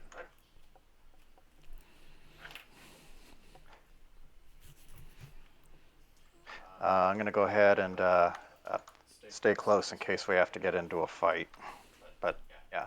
Are you guys trying to be stealthy? Yeah, yeah, I am. So yeah, whoever's going, go ahead and give me a group stealth check. I think that'll make it. Okay. You guys are good to go. Go ahead and continue. All right, so I'm just going to go ahead and move this way. I'm going to go ahead and finish cutting the wood that we wanted, but I'm going to be moving the saw much slower to make much less noise. Fair enough. And you do finish. So I pop in the hallway. Do I hear anything or see anything? You probably you might hear the sawing a little bit, but otherwise you don't see or hear anything. All right, I'm going to keep moving, just carefully looking as I go down the hallway and listening. Fair enough. And eventually you make your way back to where Ragu is, and you notice that he's sawing some wood. He's just finishing, but you notice he's moving the saw as slow as he can and still cut the wood. What's going on? Char was acting weird. I was trying to let you know that there is a cultist, and he is on the wise to something strange going on, so he's wandering around looking, and he's not easily fooled. Where did he go? Out that door. I did not look to see if he went left or right. I was simply trying to have Char warn you that you might run into him in the hallways. Huh. We didn't notice anybody coming up this way. He might have gone to the... And as you're talking, you hear some scraping noises coming from this direction. And it sounds a lot like... Bookshelf moving? Yep. Okay. I have the wood. Let us go. All right. Everybody piled down. Let's actually get into the storage room here. Oh, do you want to open the door? Is that what you're trying to do? Well, we can go all the way around, I guess. Ragu, did you clean up after yourself? Oh, yes. I will go in there. Put the tools back. Blow off the sawdust. Okay. So it looks like nothing had happened. So if he brings anybody in, it'll look not like he's found it. Fair enough. All right. You make your way through, and Devok, I'm assuming you're staying with the crowd? Yeah. I'll just move you then. All right. Yeah, you make your way through, and then, yep. So what are you guys going to do? I have the wood so we can block the doors. All right. Is there a second way into that back room with the bookshelf? Can we block that one outer door and come in a different way, blocking off any escape for anybody who might be there? You know the room with the bookshelves has 4 different doors. Oh, in that case, yeah. All right. And as you are moving around, you suddenly hear the sound of footsteps in the hallway to the north. You hear a door slam, another door open, and on the you can hear muffled movement on the other side of this wall. Okay, I want everybody who's not me to get into the upper room so that I'm the only one that would be seen if anybody comes through this door. Yeah, so everybody park up there with Ragu.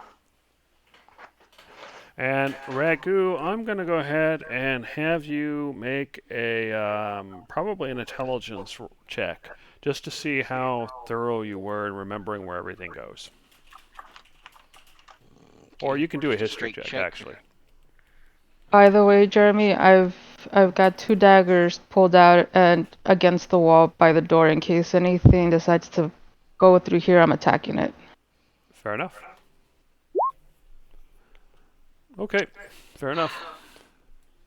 And yeah, you definitely hear people talking on the other side of this wall, and it's muffled. But Oreo, due to your proximity, you hear what sounds like "get the others." I give Ragu a look like I think we've been made. Let's attack now. Oh, hold on. Let me lure him this way. Oh, and using the minor illusion. Oh, stupid novices. Okay. And you see a cultist in the hallway, and he seems to be going through the door. Are we staying in the storage area or are we going down to the blower one? I'm waving everybody through mentally to Devok, Ragu, and Oreo. I just saw the guy go into that door on the last door on the left. And you already talked to somebody. Okay. You said, how many pieces do you have, Ragu? 4. Lock that door with one of them. Okay, this one here. Yeah.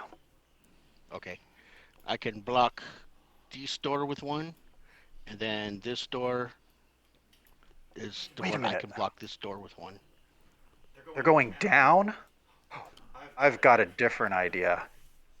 Wait a minute. Out of curiosity, the way the bookshelves are set up, how would they move them from below? You're not sure how they would move it from below, even if if they even can. Okay, everybody this way, especially Devok with your contractors. Okay, so coming over to this door, I don't hear any activity at the moment. Actually, now that you're there, you see several cultists. They seem to be talking amongst themselves, and they seem to be heading for the door. Several, you Which mean in the Block the door workshop? right now. This second. Right over here. And you also hear the sound of an several opening and closing doors from this direction. this Either is we attack or we duck. Even if we block the door, they can get out through the roof. Good point. Maybe we should just leave. Maybe. Dang it. Why is this acting weird? Anyway, Damn it. the door was closed, but you can hear a cultist approaching the door over here. I want to Let's be. just dogpile this guy. Can I be by the door so that if as soon as it opens I attack it, please? Yeah, I'll move out of the way for that. All right, fair enough. In that case, I will have. Oh, go ahead. Actually, on second thought, how about Oreo? You follow me in, or I mean, I'll go in as a distraction, and then you do your thing. No, I'll let our Oreo do her thing. Never mind. There we go. So you got all your people in the hallway. All right, so go ahead and roll initiative.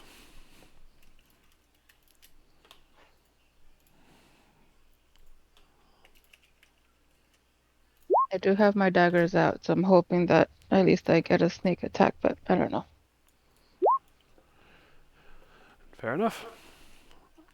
So we got 2 rolls from the party, it looks like. Oh, wait, Oreo's also rolled, perhaps. Yeah, she's in there. So that would be 3. I think we're missing you, Devok. Oh, yeah, sorry. All right, so let me go ahead and do descending. So what? All right, so the cultist is at the door. He is getting ready to open it up. He has not opened it up yet. So the question is, are you guys going to wait for him to open the door so that Oreo can get her attack, or are you just going to get started? Let's just wait for Oreo to get her attack in. Okay, fair enough. So the first cultist steps out. So Oreo, take your attack. All right, that you would have advantage because he's stepping out and you're essentially attacking from hiding. So you can go ahead and roll Okay. again. Not So only that's I'm that playing- attack now hits. Okay, so that plus sneak attack, and I do see the other occult guy, the Yes. occultist. So I'm gonna use one of the wave of from whales from the grave on the other one, which means just essentially doing half of the roll dice of sneak attack on the other guy. So give me a sec. I got that already set up. So Okay. additional 3. This is necrotic though, so I don't know if it does anything. Oh, actually, that's a good point. Let me double check. I forget. So I don't know if I remember that if we knew Yeah, that they it are didn't affect anything. resistant. They're resistant to necrotic, but not immune. So actually, one of those points gets through. Okay.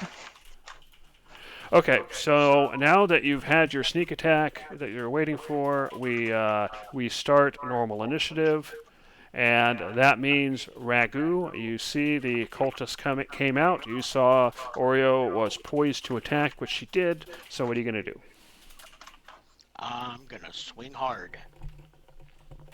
First All right. attack. And you do have advantage, so that 15 does hit. Their AC is 15, so go ahead and roll damage. All right. Looks for 12. Yep. 12 points gets through. It's still alive. Okay. Yeah, because he shouldn't be resistant to any of my damage here. I'm going to swing my sword again. That hits as well. Hit Yep. for another 14. And he drops. I'm then going to step right over his body. And one more. With my offhand. Stab. You hit again. For 11 11 piercing. points of damage. Is that the end of your turn? I have movement. Can I push past him into the door or push him into the door? You Almost fire can, into the but door? you have to use one of the things. So let Action. me bring it up. I've just used my action, bonus action. All I've got left is movement. Yeah, I think you need an action to push past somebody. Shove. That is, yeah, it is an action. Okay. So he's basically that blocking case, your way. In that case, I'll have to step back and let somebody else in. Fair enough. All right, Cultist 12. After seeing his comrade fall, it doesn't seem to bother him though. He steps forward, and he is going to use his Dark Torment against you, Ragu. So the dark energy engulfs you, pulling your life force to the cultist. So with a 21, that is normally a hit. Are you doing anything Is about that? I was going to say, is that an attack hit? Can shield It is an block attack that? roll, yeah. And shield will give me 22, so yes. Okay. So you Now we go avoid. plus. You see the darkness start to engulf you, but the shield kind of blocks it, and then it fades. All Okay. right, Pico. And The cultist attempted to steal Ragu's life. What are you going to do? All right. I'm going to go ahead and step forward. No, I'm not. Uh, yes, I am. I'm going to step forward, and then I'm going to. Actually, before I attack him, I'm going to try and pop in here. Okay, perfect. I'm going to go ahead and attack him twice. Okay. So let's see. I'm just. Actually, no. Why bother making it twice? I'll just do once. I'm going to go ahead and cast Booming Blade and swipe at him with my knife claws. Oh wait, is he flanked? Sorry, he is flanked. All right. Let me go ahead and do that again then. Oh. The 15 to hits. All Their right. AC is 15. All right. So I'll go ahead and do that, which does 10 points plus. Ooh, nice. 8 points of Booming Blade What type of damage. damage is that? I think Booming Blade is thunder. Okay. yes. Yep. Um, He takes the damage. okay. Then with that, I'm going to. I'm going to go ahead and just hide underneath one of the workbenches. Fair enough. This here will do. Okay. You hear a door open and a second door open. Oh, actually, you do not. Yeah, you do hear the second door because he's using an action. And you can see a cultist on the other side of that door. Devok, what are you going to do?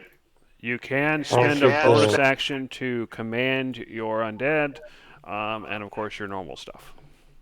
I tell my undead to attack the cultists, and then I shoot the one I see with Eldritch Blast.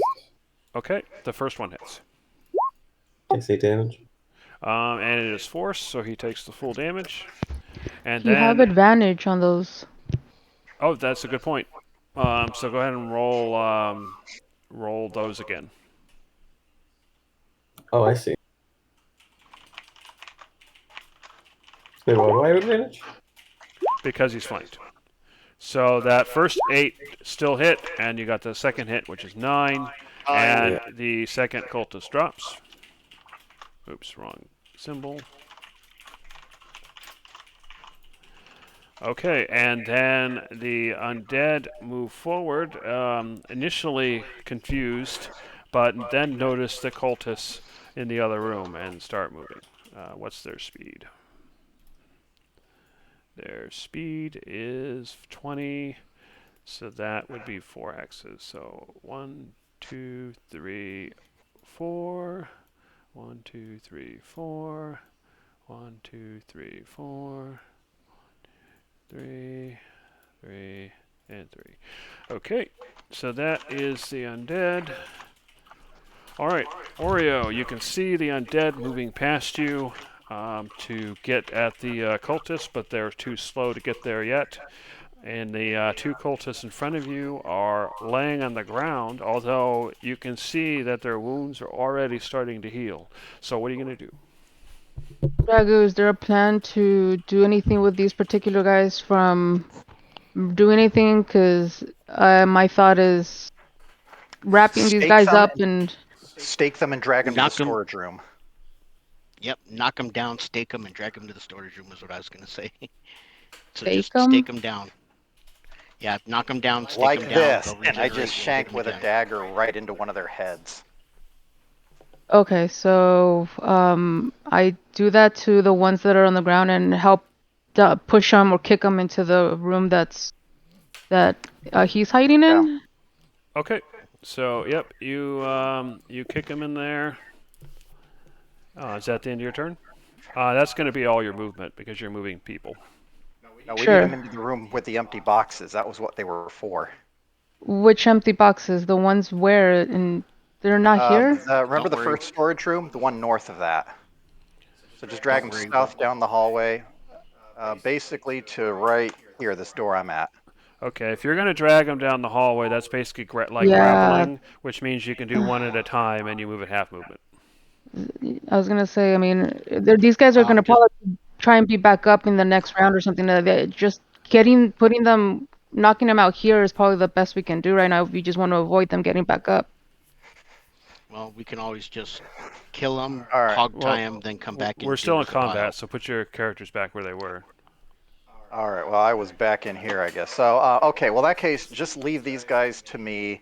There's But a the idea dagger in being, their heads right now, though, so at least there's that. I mean, right? Yeah, you yeah. were hiding under there. Yeah. So that's gonna be everything I'm gonna do. But yeah, my point is, I just needed to know what the plan was, but it just seemed like it's gonna work out right now. So yeah, that's it for me. Okay, so cultist 3 is down. All right, 1, 2, 3, 4, 5, 6, and then I guess he will dash. And cultist 5 is gonna go. Actually, Just out of what's the curiosity. I'm sorry. Sorry, go ahead. one quick question, Jeremy. Would it have, if I were to have spent that action of instead of just jabbing their heads with the daggers to just cutting off their heads, would that have been doable in that time You would essentially been able to cut one of their heads off. instead of putting the dagger in between both? Yeah, because you're just kind of stabbing them, whereas cutting takes more effort. Okay, fine. Stab is fine. All right, sorry. Fair enough. Alrighty, so I was now going to ask, Devox zombies, they are dressed up like cult members right now, aren't they? Yeah. Some of them are, Okay. but we actually went through this before because there was some way that they were able to tell other cult members versus other people, and Devok has some sense of why that is.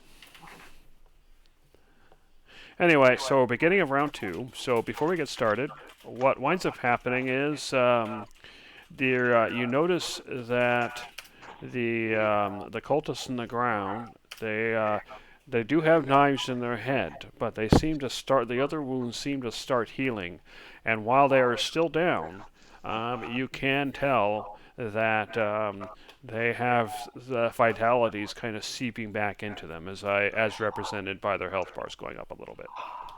I have an idea. I need you guys to not be in this room, but I need you to take every corpse you make and get it in here.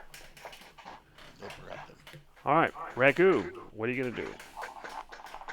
Okay, my turn. Yes. I saw the 2 bodies come in here, right? Yes, you saw Okay. Oreo do your thing. Yeah. All right. Char's going to fly up to me. I'm going to come in here. I'll come right up to. I'll jump on the table. Fair enough. You jump on the table. All right, Char's gonna fly in, give me help for my first action, then get back out of the way, and my first attack on this guy right here. Fair enough. I'm gonna swing hard. And you hit. It's 16. Yep. Solid 16. Okay, then my second hit. He dodges the second one. All right, and then I'll. Although, Follow up. no, that's right. Okay, go ahead. Oh, what was? Is that your offhand? You do hit with the offhand. Okay. Another 9 points. All right. So he definitely is hurting, but he's still coming at you with tenacity. Is that the end of your turn? That is. Okay. Cultist 12 is still on the ground. Pico, you can see the cultists on the ground. You can tell that they're healing a little bit. What are you going to do? I am going to cast a moonbeam centered directly on Grey Cultist 12. That should catch Grey Cultist 3 in the area of effect. Will that also catch Oreo? No, because it should be a 5-foot radius, which is why I'm aiming at 12. But I'll go ahead and double check just to be sure. But yeah, I think it's a 5-foot radius on it. Yes, it is 5 feet. So Okay, so Oreo's just out of range. Fair enough. yeah. I'm going to go ahead and, yeah, I'll just cast that at second level. And I'm just going to leave it right, actually. Yeah, and I'm just going to go ahead and park it right there. The moonbeam is to put the corpses in. This is important. Okay. Is your moonbeam guaranteed to do at least 5 points of damage? If not, go ahead and roll. Yes. 2d10 radiant or half on the fail or save. Isn't it 2d10 plus your casting? Well, let me just roll it and see what happens. Okay, then. fair enough. So I just realized I was making an assumption, but that assumption may not be true. Okay, fair enough. They are technically dead, so we won't bother with the Constitution save. All right, so yep, you basically robbed them of their of the vitality they had gained. Is that the end of your turn? Yeah, I think so. I'll stay hidden just in case, but my best bet right now is to maintain this. Fair enough. All right, Cultist 11 comes in. He sees a bunch of undead. He sees Ragu fighting on the table. And from his point of view, that's probably all he can see. So he's going to make an assumption that seems reasonable to him, but no, actually he's going to do something else. He is going to summon 4 cacklers. That bastard. Assuming I can find the cacklers. There they are.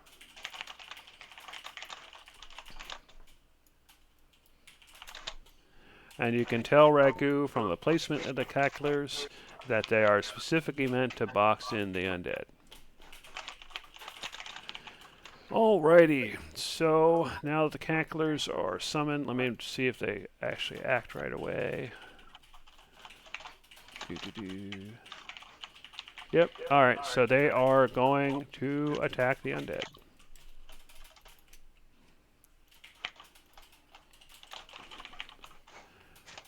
Alrighty, at that range, they are going to probably do their spike chain. Alright, so that is a 21, which hits. Is it a 21 or a 6? It's a 21 because the particular undead is flanked. So the undead suffers 8 points of damage. The next cackler will attack. And he will do the same thing. That is a 16 because this... I know it was a 16 either way. So that hits. So he takes another 6 points of damage. And then the cackler on the other side will attack the same poor undead. And he hits for another 7. And is that all of them? So that's 1, 2, 3. Okay, there's one more attack. Also with advantage. And he hits for another 5. And the zombie is now down to 1 hit point. Alright, so that's Grey Cultist 11. Devok. Is it just me, or are you breaking up, Jeremy? Because I didn't understand what you've been saying. Oh, I think it's just Can you. everybody else hear him okay? Yeah, he sounds fine to me. okay. Anyway, Devok, you could sense one of your zombies being killed, and he's on the brink of being destroyed. The room is full of cacklers. You can give zombies new orders with a bonus action. So what are you going to do? I shoot that Grey Cultist that's currently at half health. I can see. I don't know what number it is. Okay, that's fine. Go ahead. Oh, I have advantage, right? Or no? No, you do not have advantage, but both of those hit. 9. For 9 points. And do you give your undead new orders, or just let them continue to try to attack the cultists? I give the specific. Can I give them individual orders? I believe with a bonus action you could, but you would only be able to give one an order. Then I give the one that's like almost dead an order to retreat. Okay.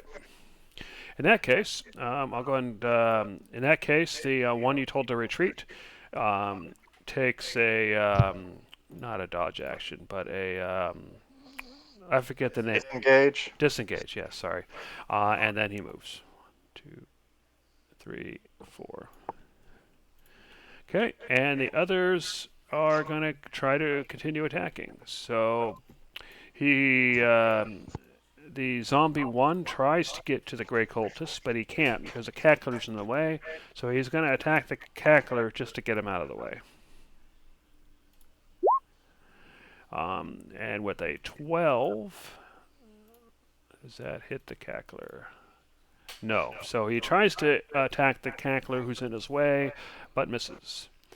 The zombie one again attempts to try to get to the cultist, but can't. So is going to attack one of the cacklers to get them out of his way. Over the 14, the cackler dodges. And your next undead comes in and attempts to attack the cacklers. And for the same reason. But that one, this time, he manages to actually do damage. What a brilliant damage roll. That's a D... Alright. 1d6 plus 1 is the damage. For 7 damage. Maximum. And which really hurts the cackler closest to him. The zombie keeps going. The zombie has a bow, I believe, right? He does. So he pulls out the bow and shoots at the weakest cultists, ignoring all the cacklers. And he hits. And he does 8 points of damage, which is one shy of taking out the cultist. And then finally, 1, 2, 3, 4, the other zombie just tries to get close. All right, Tavak, is that the end of your turn? Yes. All right, Oreo, you can see the zombies attacking the cacklers. So what are you going to do? I'm gonna step forward just to see what's going on.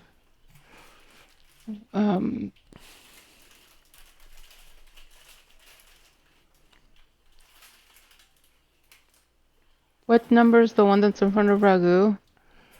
That would be that's number 6 in front of, and he only has 1 hit point. And the guy behind him is Grey Cultist 11. I realize that, but it's also Sorry. it's. I'm trying to see the order of things. So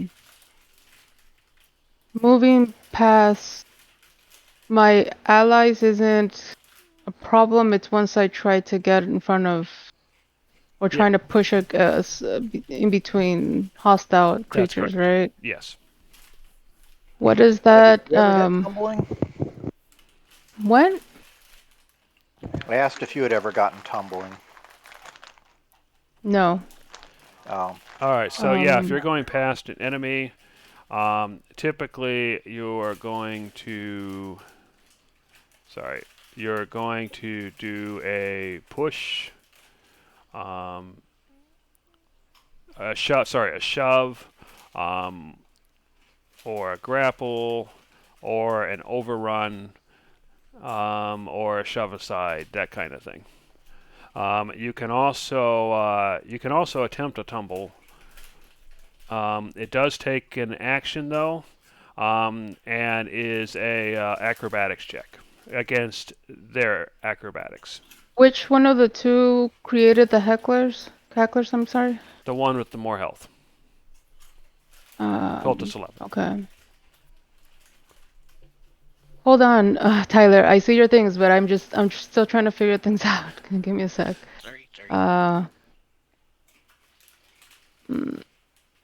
Okay, what's this space here? Is that a shelf? Yeah. There isn't really any room because where the cackler is, there's some room, but on this one, it's pretty much all shelf. It doesn't go up to the ceiling, though, theoretically, so it would be counted as rough terrain, and you could basically climb your way up there if that's what you wanted. And you've got some friendly territory to move through. That was the thought that I was I'm trying to get as close as possible to there. That's my point. Because if I just shoot from here, then I have to move out here because there's no other space for me to go to. So, Yeah, if you have enough movement for that to cost 2 hexes to get into here, then you can get there. Or there's an excellent chance I'll get there soon, but I don't know how many people go before me. everyone goes before you, man. That's the thing. Yeah. So fine, I'll shoot the one over here. Okay. So I'm gonna shoot one of the other daggers though, not the main one that I've got. So actually, hold on. How far can I throw the cylinders? It's based on your strength, but definitely Oh, never mind. far enough to reach them. And that's a radius of how much? I don't. 10 feet or 2 hex and explosion damage. That is true. Never mind. Okay, fine. I'm just gonna throw it. Okay. Oh, yeah, you can. I mean, if you throw it at a cultist 11, it'll hit the guy in front of me, but it won't hit me. It'll hit the cackler, but it won't hit the zombie. Yeah, no, I don't wanna. So I'm gonna throw that one at this guy. Okay, that hits. All right, for 9 points of damage. And offhand, I'll throw one of the other daggers I've got. Okay, that also hits. Same one. Nope, different dagger. And then I'm gonna step back here, and that's my No, I turn. meant, are you throwing the dagger at the same one or at cultist 6? Well, how much hit points is the one that's in front of Ragu? 1 hit point. 1. Sure, yeah. Okay, you take out cultist 6 then. He drops. All right, is that the end of your turn? Mm-hmm. All right, cultist 3 is still on the ground. Cultist 6 is For freshly me, on the ground. Sorry, go ahead. Can cultist 11 make his Constitution saving throw now? Can cultist 11 make his constitution save? Yeah, he has to maintain concentration, otherwise the cacklers go away. It's a concentration. Oh, summons. you got a good point. So you did 9 points of damage, so that's 5, so that's 14. Okay, no problem.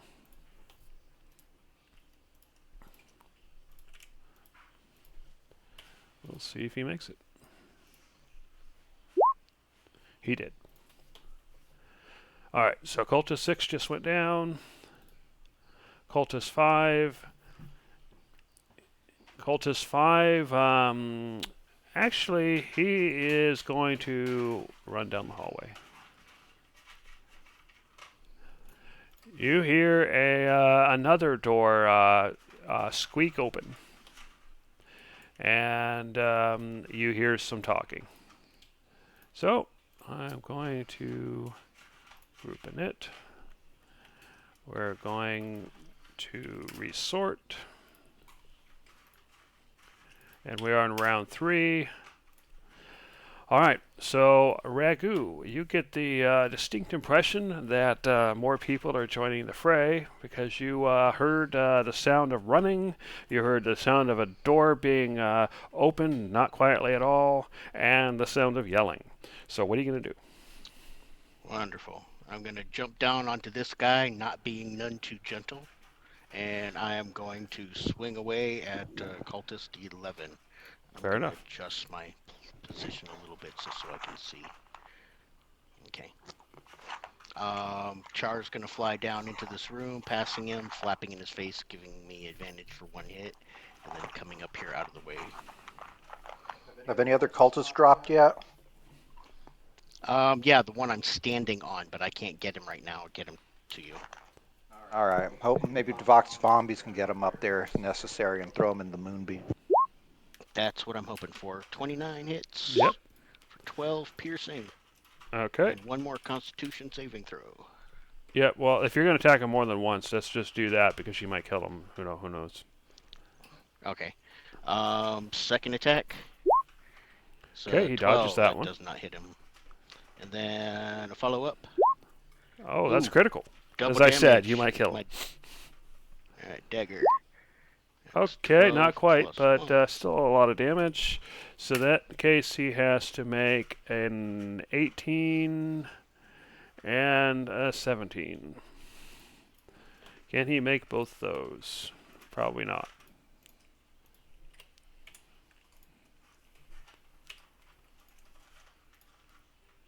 Come on. Alright, so I'll go ahead and put you back here. And the cacklers are now gone as he loses concentration. Is that the end of your turn, Ragu?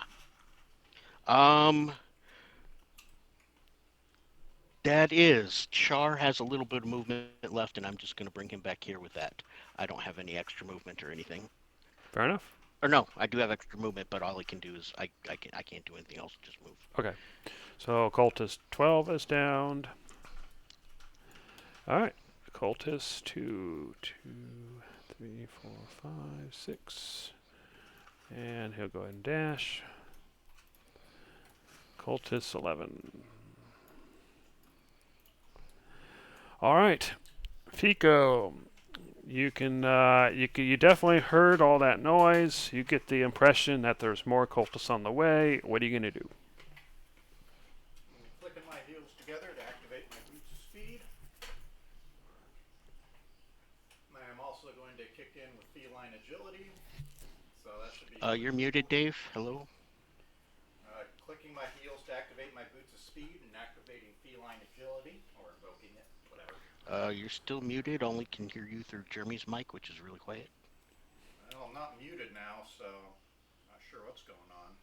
Let me see. I'll try disconnecting from the call and rejoin just a sec. Okay. Where did that go? He's disconnecting and rejoining. Okay. Yep. Yeah, I couldn't hear what he was saying, just that it was this real quiet little muffle. No, it isn't. It's weird. Oh, wait. Can you guys hear him Yeah, now? now we can hear you. Yeah. Talk yeah. again. Blah blah. Is this working? Oh, there you go. Okay, it's working now. All right. So I'm activating my boots of speed, and I'm invoking feline agility. So that should quadruple my movement.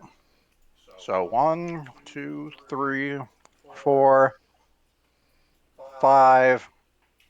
Where's the? Do I see a dead cultist anywhere? Underneath Ragu. Okay. 6, 7. There's Is there about to just be one? another one, but I can carry him. There's just one, Okay. yeah.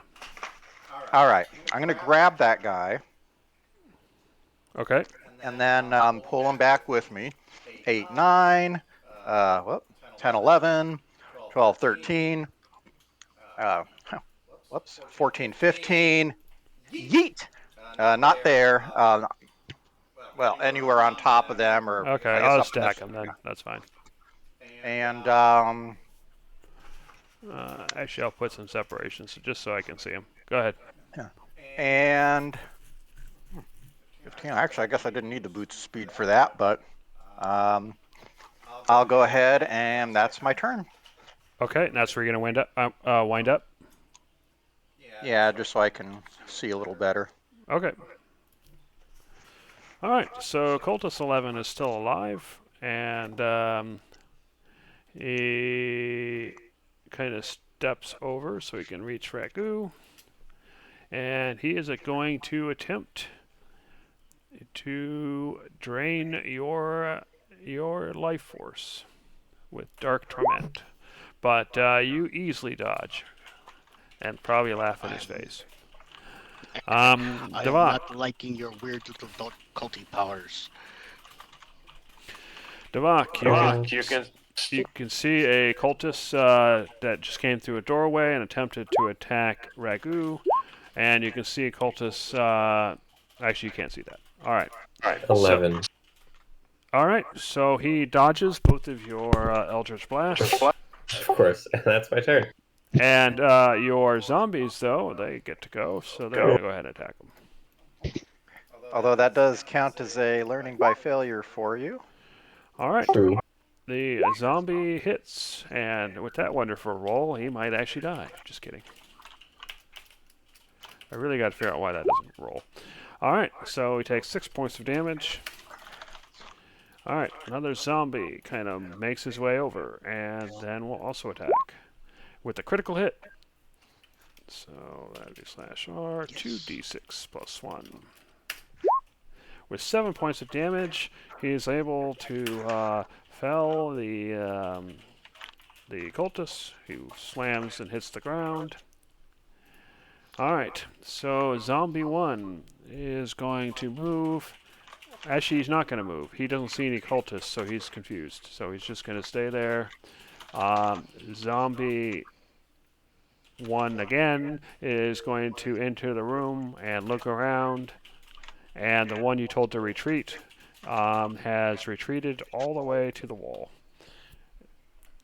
Alright. Oreo, you can see that the cultist by Ragu is now dead. What are you going to do? Go and oh, I don't think I have enough. Picking someone up is half movement once trying to move them. Yeah. Actually, I think I can. So I'm gonna go up here, pick them up, a bonus action to dash, and Okay. then should probably get me back. All right. And just want to throw them into the room. Fair enough. You do so. That's it. Nice. All right. Gray Cultist 3 is on the ground. Gray Cultist Alms for the poor. 1, 2, 3, 4, 5, 6, 7, 8. Oh, seeing to walk around the corner, I put a hand on his shoulder. We're now hiring. Cultist 6 is down. Cultist 5. 1, 2, 3, 4. If I had any more spell slots, I would. We can save these guys for later. Okay. Just think of it as having their applications on file. All right. So we are now at the beginning of the round. The cultists. You notice that the cultists in your pile have started to gain life. We can subtract the life away if you do your moonbeam again. But in the meantime, that's what they got. No, the All right. moonbeam's up for a whole minute, so it's only been Sorry, say that again? 26 seconds. The moonbeam's up for a whole minute, and it's only been 24 seconds. So. Yeah, but No, it's only been 6 seconds. it's basically going to tick again on Pico's turn, and so we'll deal damage then. Oh, Anyway, okay. go ahead, Ragu. What are you going to do? My turn. Shoot. You do hear a bunch of running coming from this direction. All right, I'm gonna do it. I'm gonna step in here, and Char's gonna fly in. That's 1, 2, 3, 4. Give me advantage. 5, 6. Don't know why that happened. 7, 8, and then I'm gonna swing on this cultist real hard. Fair enough. Okay, core. Advantage. 25 That's a hit. for 14. Yeah, solid 14 points of damage. And then my second attack. That's a big old Hits hit as well. for another 14. Yeah, another 14. That's your lucky number today. And then my dagger. And he dodges your dagger. All right. And then I'm going to...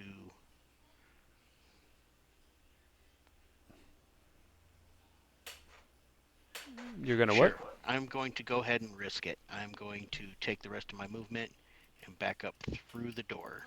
All right, let me see what his opportunity attack will be.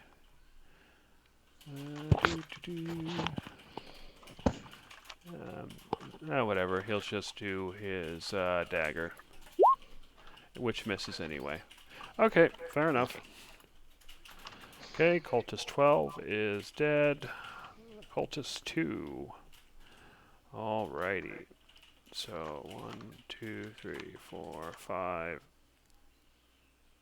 5. Alright, so Cultist 2 moves forward and then attempts to attack one of the zombies. So he is going to cast his Dark Flame at one target. Actually, no, that would be a bad idea. He's going to... He decides to summon cacklers.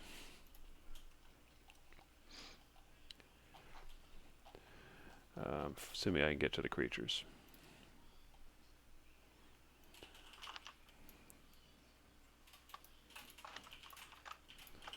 One, two. It has to be somewhere he can see. 3. And 4. Alright, so the first cackler will attack one of the zombies.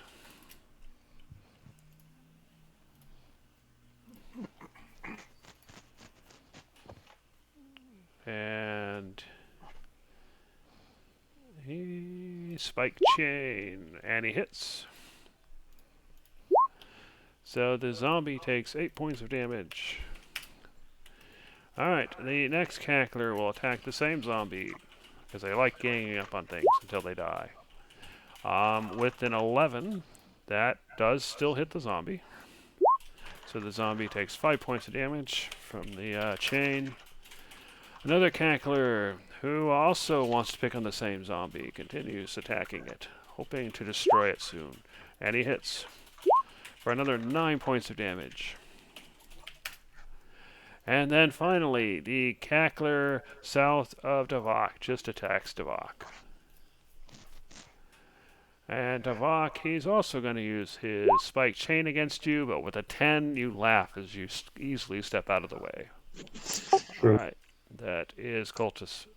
So Cultist 4 will then walk in. And actually, he'll just do that.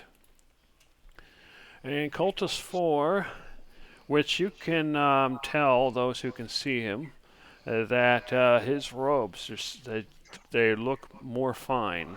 And there's something about his look as he raises his hand and casts the familiar spell, Fireball. And he fires it into the room. Oh no. Directly at the zombie here, knowing that he's going to hit everybody in the room. Let's see, what's the range of Fireball? Does that include the person in front of him? It might. I think it's a radius of 4 X's. For any of us that are behind a wall, do we get any 20-foot additional radius. cover? Yeah, so hold on. So 20-foot radius, so that would be 4 hexes. So, yep, since he is firing it here, 1, 2, 3. No, actually, he wouldn't do that. He would do that. Okay. So, yeah, it would affect 1, 2, 3, 4. 1, 2, 3, 4. It would affect everybody in that room and the gray cultists. Oreo, you are behind a wall, so you're safe. Davok, the doorway's there, so you're not. The cackler, there is Yeah, all the not. cacklers would get. But Is there a way I can like dive? the skeleton is. Say it Is there a again? way I can like dive out of the way? Yeah, by making your save. What's the save? X check. So everybody Okay. go ahead and make a dexterity check. I didn't hear what you said when you said my Oreo's name. What is it that? You're behind a get? wall, so you're fine. Oh, okay. So it is a DC 15 dexterity saving throw. So that would be... And that'll be the damage for those who fail. So the cackler's dead. The cackler's dead. The cackler's dead.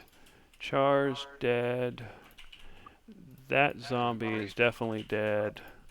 These guys might survive. So Ragu and Davok, go ahead and make your saving throws, and I'm going to make the saving throws for the zombies. Now I have a question. Is Great Davok Cultist 2 at under partial cover? He's basically right there in the door. Okay, I can't see him. Yeah, he's very right in well, front of so- the door, so no, he doesn't get partial cover. Wait, is Okay. what's the save? Like what's the number? DC 15. So you Oh, fail. I failed. So you take the full 36, as do all the zombies. So all the zombies are dead. What about Great Cultist 2 there? I mean, He's going to take it too.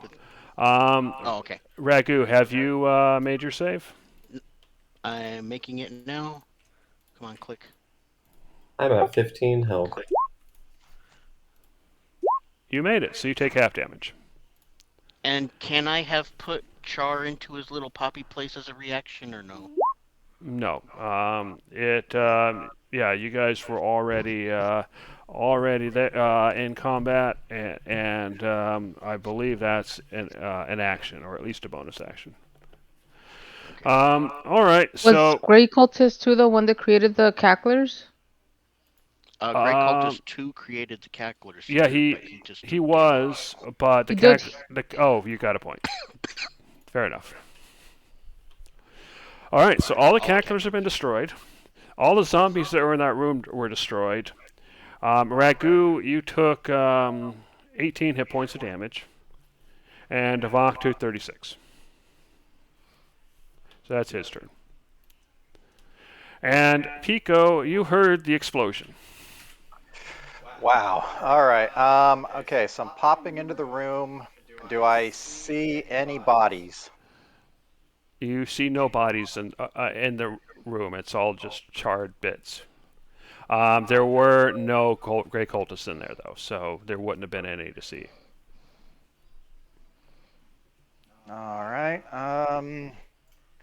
Go ahead and try and get a better view. Oh, that's the door there. Okay. I'm gonna go ahead and fire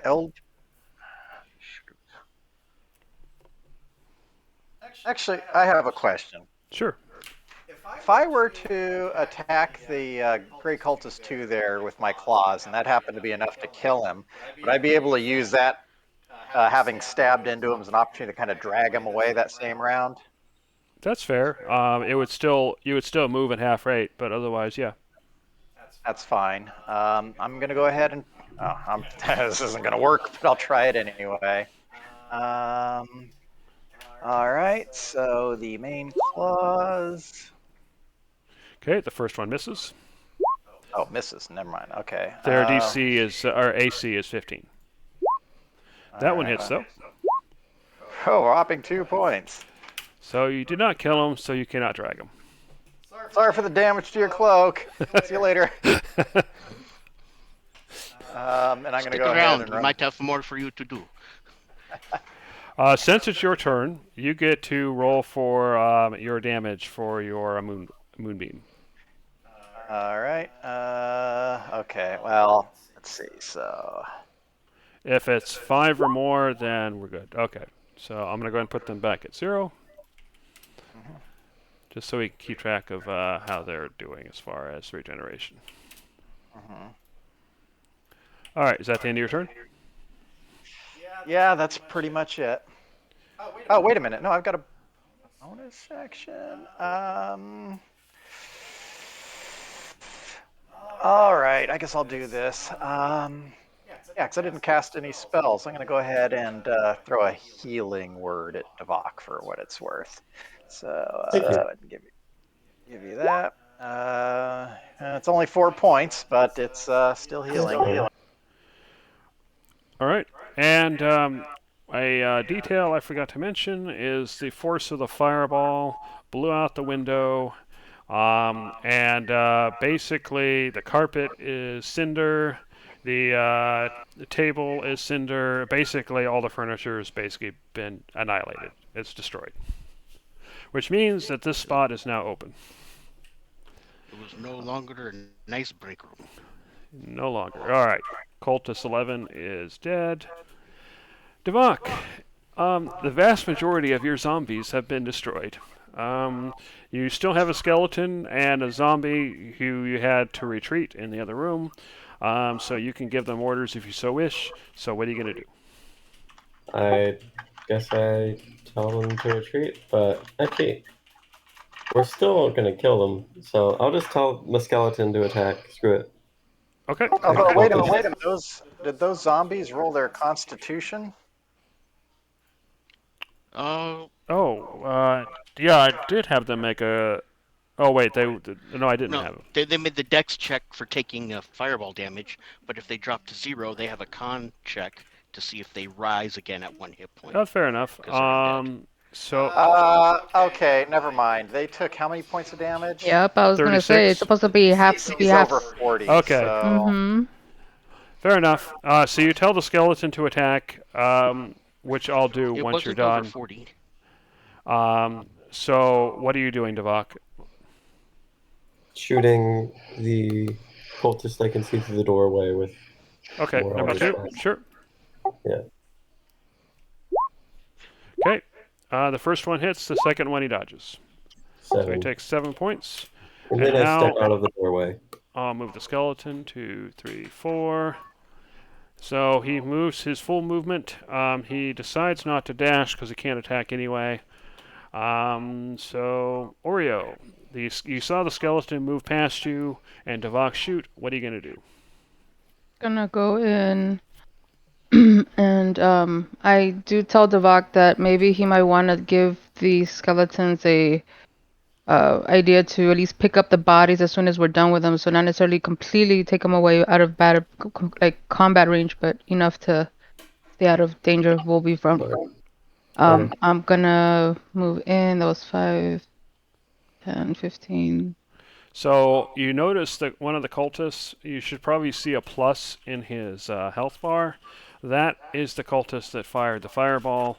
You can tell because there's just something about him where he seems to be a cut above the other cultists. Mm-hmm. Is the one that's here considered within melee with Ragu, or is he not?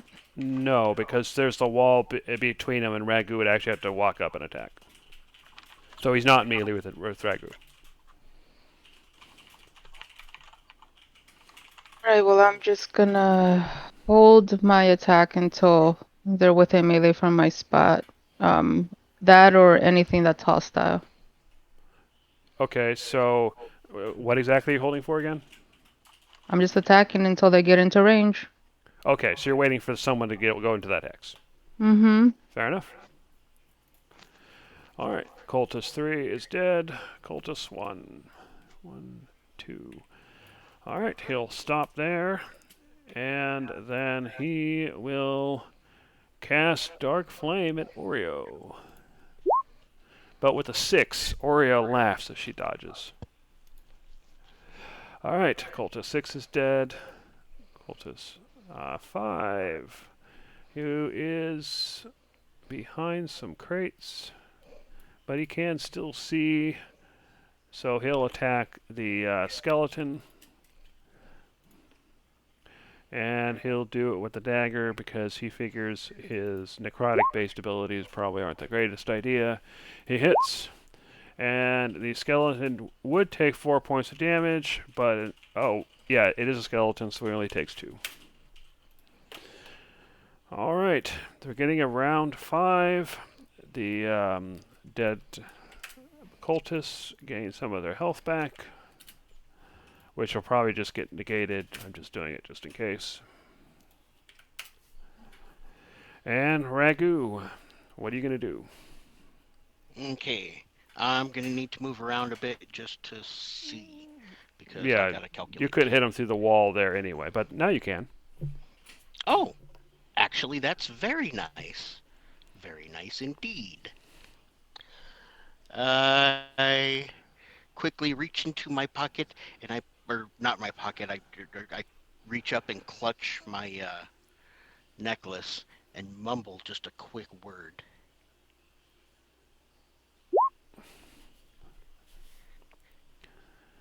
Casting web Okay, fair enough. to encompass all of these peoples. So each creature starts its turn or enters during its turn must make a dexterity saving throw, and if it fails, it's restrained. If you're restrained, you can make a strength check. What's the save DC? 1 second. That's just your Spell spell. save DC is 15.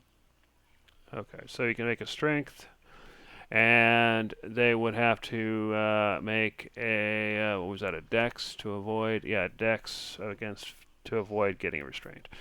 Okay. Yep, and basically this whole room, 20 feet from the doorway out. That's fair. So On even their if they're trying turn, since they're already Yeah. in it, they'll have to make their dex save, which we'll deal with then. So is that the end of your turn? I will go ahead and step back just so I'm not directly in line. Okay. Though you were there, so he does still get his opportunity attack, which is his Does it basic get- dagger, but doesn't hit. Okay. Okay, is that the end of your turn?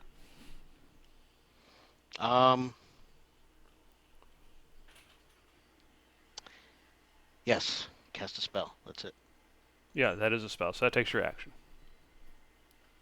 All right. Cultist 12 is down. Cultist 2, he has to make his saving throw.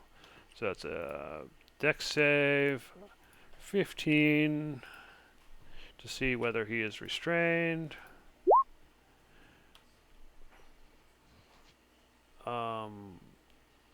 Okay, you didn't tell me whether he made it or not. Sorry, hold on.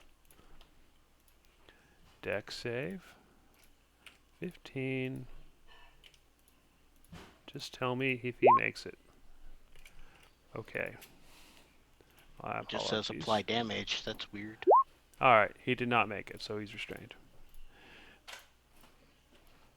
Yeah, normally it tells me the number, so it's not working, because normally it would tell me what he rolled, but it's not doing that.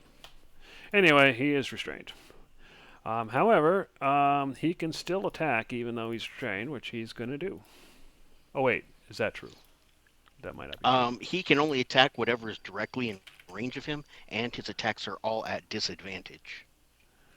Restrained becomes 0. Attack rolls against any creature and the creature's attack rolls have disadvantage. It doesn't say he can only attack whatever's in front of him, but it does say he has disadvantage. Well, he has a movement of 0, so he can't come around the but he can still wall to attack me. But he can still cast a spell. And Okay, not yeah. at you. He is attacking Oreo. Yeah, okay. But he does have Range disadvantage. And so that would be Dark Flame. With a 2, so that's pathetic attempt, Mrs. Oreo. All right. What is Mr. Cultist over here going to do? Okay, he is going to shield, hold person. Alrighty. So he points at Oreo and says, "Hold." And Oreo, you have to make a DC 15 Wisdom saving throw, which you make. Yes. All right, Pico, you can go ahead and roll for your moonbeam, just in case, All right. and then you can take your turn. Let's see. Where the hell did it go on that list again? There it is. Net. Okay, so they actually have healed a little now. Not much, just 1 point, but it is something. All right. All right, what are you going to do? Charging through. You said one of them looks fancier than the others? Yes, the one that has the plus in his health bar. If you can't see it, then you can't see the one fancier than the others. Actually, there's a possibility I might be able to, since I can see. Yeah, because I can see Gray Cultist 4. I just can't see his health bar. Oh, okay. Yeah, it's Grey Cultist 4. I'm just going to go ahead and lob some Eldritch Blasts into that room, or into him specifically. Okay. Well, actually, I take that back. How bad does the one in front of the door look? Less than half health.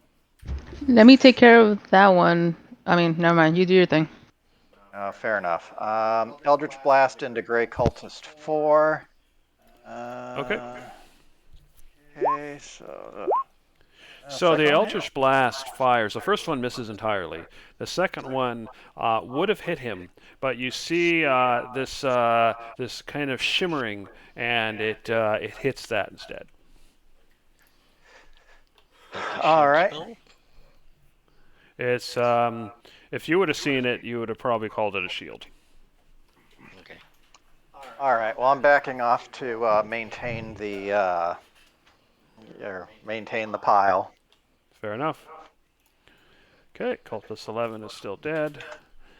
All right, Devok, you had ordered your skeleton to attack, and he's on his way to do that. But what are you gonna do?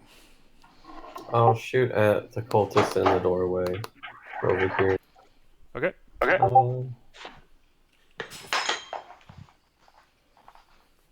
Actually, 1 second. I think I failed a stealth roll. Okay. Devok, you're shooting, right? I'm considering if I want to do something else. Oh, okay.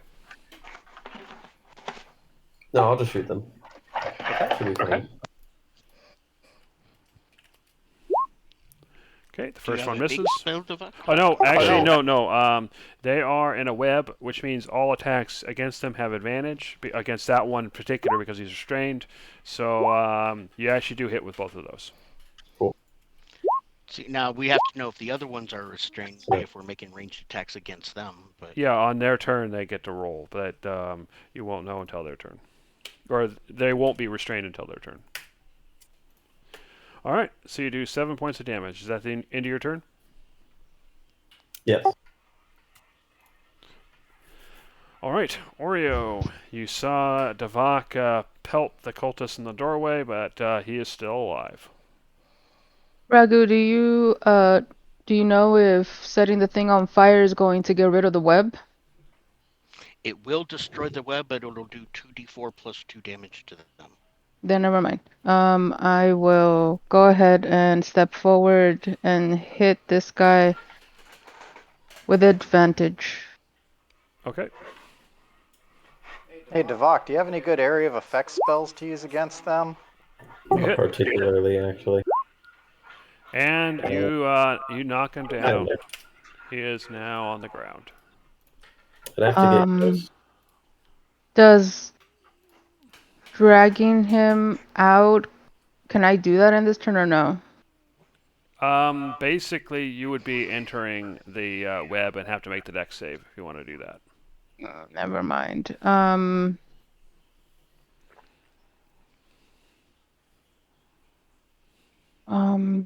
Well, they all have advantage. So actually, yeah, I'll go ahead and throw a dagger to this guy. Okay. Offhand. You do not have advantage on this one because he hasn't rolled yet. Do I know which ones are restrained? Can I see which ones are restrained? Just the one you knocked down so far.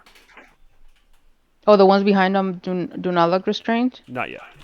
Then I will not attack. I will back up, and that'll be it. Okay.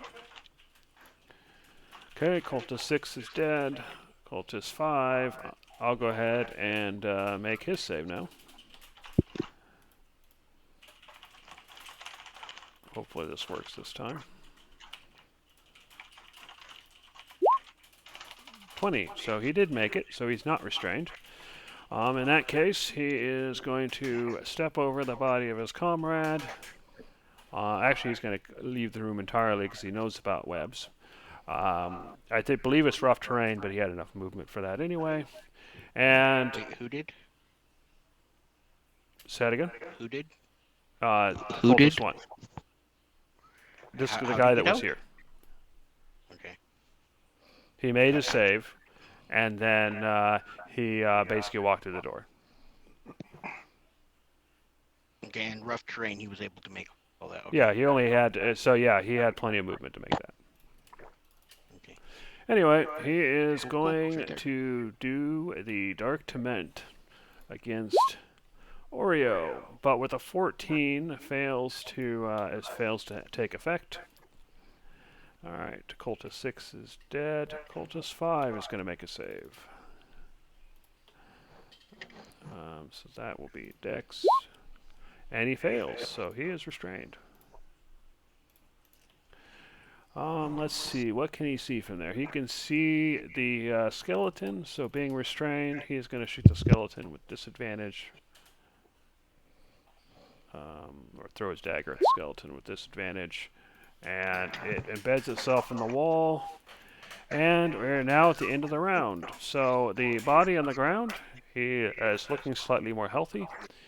The bodies in the other room also gain back some of their health.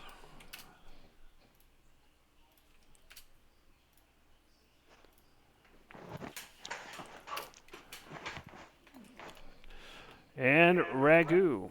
One of the cultists made it into the room and attempted to attack Oreo. What are you going to do?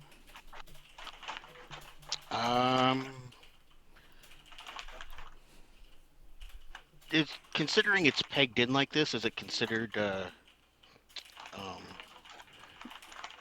Well, this doesn't exist anymore. Remember, it's got burned away. So you would actually have to be Okay, so here it's to not. be flanking. Okay, so no flanking. Okay, I'm just going to swing away. Okay. Click OK. You hit. 9 points. 9. Okay. Then second attack. Critical. Who needs flanking? Okay. Yeah, I'm For angry. 19 points. You're really cutting into him. And then my follow-up stab. And you hit again. For another 10 points. You bring him to an inch of his life. Is that the end of your turn? Not close enough. Yes, that is. Alright, Cultist 12 is still down. Cultist 2 is still down. Cultist 11. Yeah, so what he is going to do is he is going to point or look at Oreo and say, "Come to me." Oreo, go ahead and make a DC 15 Wisdom saving throw. All right, on your turn, you will be forced to walk right up to Cultist 4. Pico, you heard the Cultist 4. You heard a Cultist say that. What are you going to do? Let's see. 1, 2. Oh wait, there's a cultist right there. Yep. Oh, damn it. And the body on the ground, you can tell even from there, it started to heal. All right. Jeez, but there's a living one right there. That living one's an inch from death, just in case you're feeling froggy. Well, all right. In that case, I'm going to go ahead and step over here, and I'm going to go ahead and try and do 2 claw attacks. Okay. Yeah, that shelf's this no doesn't longer there. exist, so you can be there if you want to be. It got burned up in the fireball. Oh, perfect. I will, in fact, do that then. So I'll And step now over you there. get flanking advantage. Yep. So yeah, with this spot here, I'll go ahead and attack him twice. First, main claws. Yep, that hits. All right, he is down. All right, and I'm going to basically shank him with the other claws and then start dragging him to throw him in the pile. Okay, same as before, half movement. Or yep, so I'm there. I mean, I'm still got the boots of speed running, so I've got plenty for this short distance. Fair enough. Is that the end of your turn? Yeet. Oh, Yep. actually, before you're done, though, go ahead and roll for your moonbeam. Okay. Wow. Not quite keeping up. No, they are healing slightly faster than your moonbeam can damage them.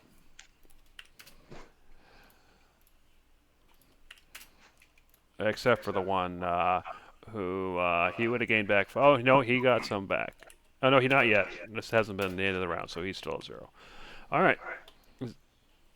So, Cultus 11 is still down. Devok, what are you going to do? I will shoot other Grey Cultist next to the doorway. The one that isn't dead, preferably. So you have Cultus 5, and you have Cultus 4. Which one are you aiming at? Cultist, this is 5? Okay. That's 5? Yeah, so 5. So both of those hit. Cool. Brilliant. Damage. So 8 damage. And then your skeleton rushes in. Of course, he has to make the saving throw, but he is just a skeleton. What is that? Dex 15, and we'll see if he's restrained. He is restrained, so actually he stops there. Hold on. Back. There we go. So he stops there, but he does attack the Grey Cultist, but he has disadvantage because he's restrained. And all right, but a 17 is still good enough to hit, so he still hits. And the cultist collapses as the skeleton runs him through. Is that the end of your turn, Devok? Yes. All right, Oreo, you just saw Devok's skeleton just running there, get restrained in the webs. He can't move around much, but he's still managed to shank one of the Yep. cultists. Go ahead and move me. Go ahead and move me to where it would make sense that I need to go, because my turn is to move towards the cultist that called. So the only cultist left alive is cultist 4, which is deep in that room. If you move there, you'll have to make a dex save or be restrained. No. Didn't one of those cast the command on me to move forward? Oh, I see what you're saying. Yeah, which you do. Yeah, so that's it. You walk right in there. Actually, you have to make a dex save anyway, though, because you might still be restrained regardless of the order. So go ahead and make a... Okay, so you are restrained, so you don't actually reach them. You enter the door, and you get tangled in the webs. The other. Not a bad time to fail a dex save. I was gonna say that the skeleton's right there. So how does that work? Oh, yeah, good point. I'll move her over into her own hex. Because she's on her way in, and she can move past allies, but she still gets... the skeleton's there. Never mind. Yeah, Ignore so, me. yeah, fair enough. I moved you over, but so you I still thought she don't would reach have them gotten completely. there. Go ahead. Oh, I thought she would have gotten there because one past the skeleton towards him would have been to that point. Well, Is she technically, restrained, or she's did you not still get she's technically restrained in the skeleton's area. So, but you have to wind up being in Okay. your own hex. So the closest hex is right above. So I think that's more fair. Oh, okay. You can be and closer if you want, Oreo. Do you want to be closer? Why would I want to be closer? Okay, fair enough. I'm just checking. Just checking. What the fuck? All right. So that was. Is he restrained or no? He doesn't have a thing on him. So do you actually lose your turn because of the command, but it only lasts that one turn, so you'll get to go next time. Alrighty, so Cultist 3 is down, Cultist 1 is down, Cultist 6 is down, Cultist 5 is down. We're at the beginning of round 7. You saw Oreo walk right into the room and get herself caught up in the webs. Clearly she wouldn't have done that if it was just her. So what are you going to do, Ragu? Shoot. All right. Move down here. this guy is not restrained. He is not restrained. What's going on? He Did made he a make save. his? Yeah. Oh, all right.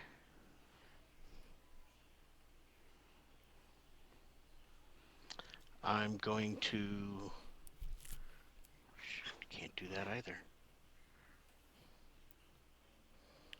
He'll have to do it again though because he's still in the web. Yeah.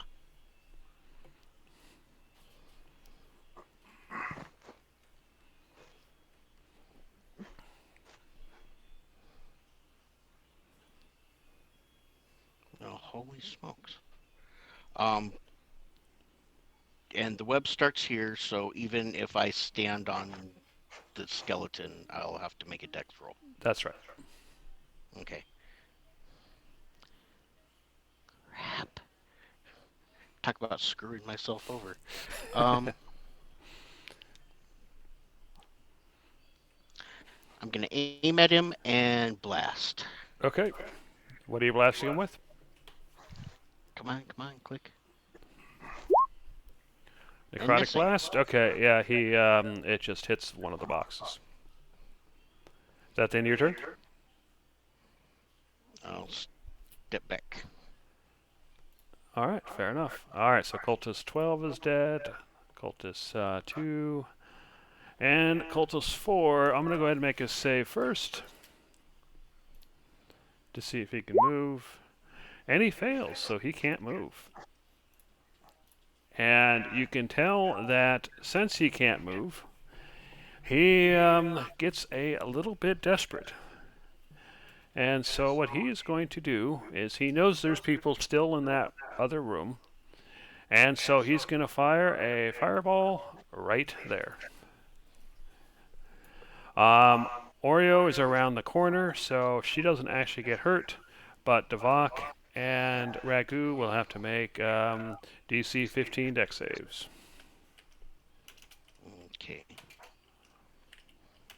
And wait a second, just as a point of question, that last time we got hit with the fireball, that was 18 damage? It was 36 if you failed your save and 18 if you made it. All right, 18 if I made it, so actually that's 9. Okay. All right, so Devok and Ragu, go ahead and make your DC 15 dex saves. Uh-oh. Guys, I might die. Nah, you'll be fine. Ish. Wait, How you're much- in how the many room? hit points do you have? I'm dead. Yeah, that's like way below 0. But what's your maximum hit points? You have to get down to negative 51 You have- before you die instantly. So you're just And also, Devak, you have fate die. I have what? No, You have- don't bother with the fate die. I got you covered. Yeah, I'm not gonna bother. Oh, wait. Okay.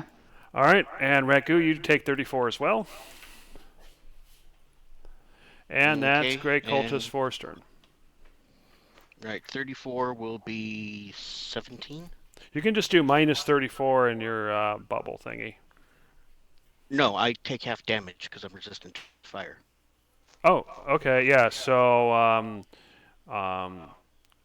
17. Okay. All right, Pico, you heard another explosion, and you heard a thud as somebody hit the ground. What are you going to do? Okay, so I rush in. So that's 10 feet of movement. You see Devok is on the ground unconscious. And Ragu- charred. All right, Ragu looks like he's okay. I'm going to go ahead and Okay. pop healing word on Devok, and then I'm going to go ahead and use my action to grab him and drag him into the workshop without yeeting him into the pile. I will put him, yes, that's the perfect spot right there on the opposite side of me. Okay, go ahead and roll for your healing spell, and then we'll have us make his Constitution save when it's his turn. See if... All right, so I'll do a healing word first. Eventually I'll find it on this list. There it is. Okay. So you got a whopping 4 hit points, but you're alive. And then Moonbeam. Okay, 9 points. There we go. Now we're back on the curve. So they're back to 0. Way back to 0? No, the cultists in the pile are. Oh, You're okay. still, you still got your hit points. Gotcha. So yeah, you're at 4 hit points right now, Devok. Didn't I just gain? Oh, 4 hit points. Yeah. There you go. All right, is that the end of your turn, Pico? Yeah, that'll do it. All right, Cultist 11 is down. Devok, go ahead and give me a DC 10 Constitution save. okay.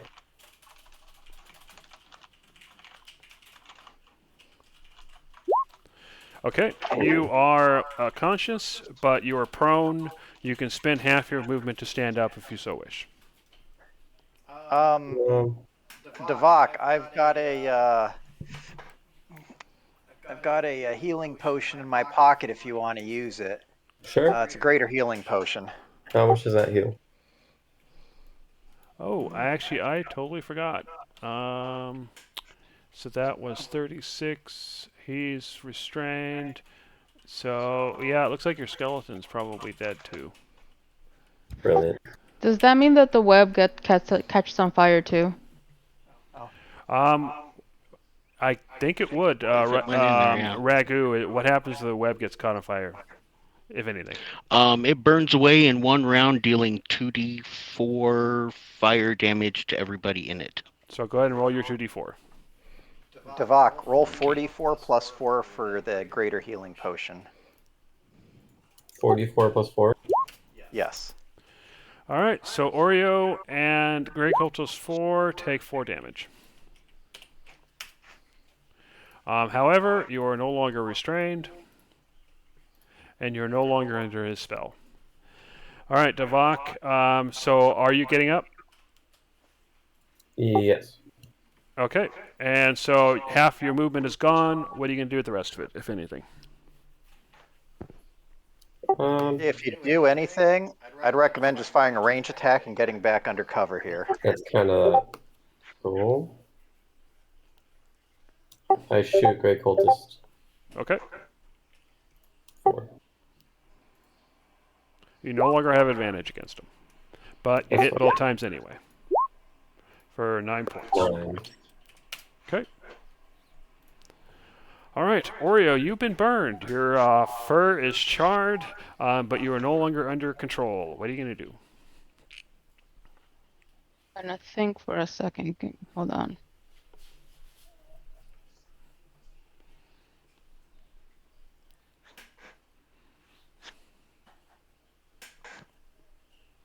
What's the demeanor of this cultist at the moment?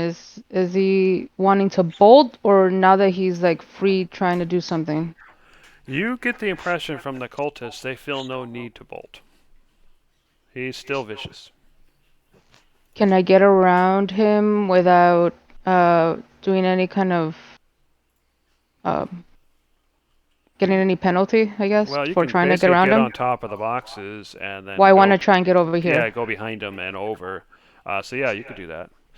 Getting on the boxes would basically be rough terrain. So it basically costs you 2 hexes to get on, but only when you enter, and then afterward it's all normal.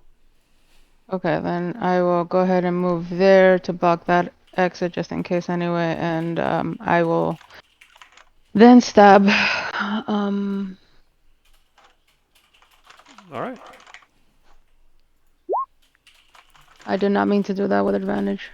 But we'll take the 27 since it's first, so that hits. All right, for And 9 points. I will do. Hold on, let me double check something with the bonus.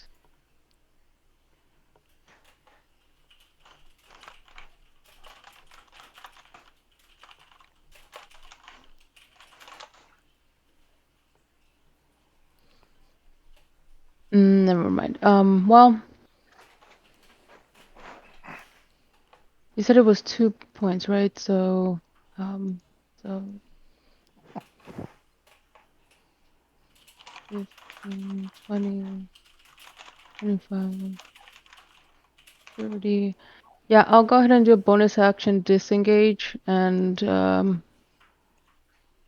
step here. All right, fair enough. Is that the end of your turn? Yeah. Now, one thing you've noticed is that you have been hurting the cultist, um, but you get the impression that the damage he's taken so far hasn't been to his personal health. He's Yep. got some sort of extra buffer somehow that you've been damaging. Got it. All right, cultist 3 is down. Cultist 6, 5. We're at round 8. Wow. All right, so the cultists who are dead obviously going to start healing again, including the ones that are in that other room. When you fight a place full of self-healing cultists, unfortunately, that causes complications. All right. So, Ragu, you can see that the cultists on the ground are starting to look a bit healthier, although they're still down. And you can see that the cultist in the room, that you know he's been damaged, but he looks unhurt. What are you going to do? All right. Okay, sorry, I missed it a second. Oreo, did you run by me and leave the room this way? No, I'm in the room with the cultists on the other side. I think there's Oh, a okay. stack of boxes blocking your view over. Oh, okay. Yeah, it's just I've been trying to figure out where everybody is. I'm gonna go ahead and run right in.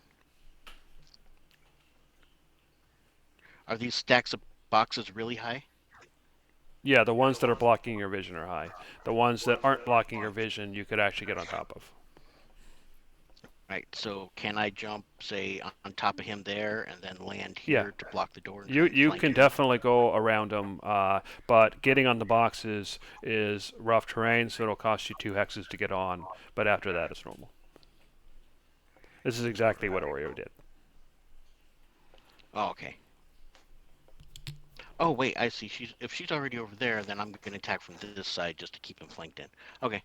Yeah. She's not actually close enough to give you I flank. know she's not flanked right now. She's farther away, but if she's already over there dealing with the doors, then I don't Okay, have to worry about that.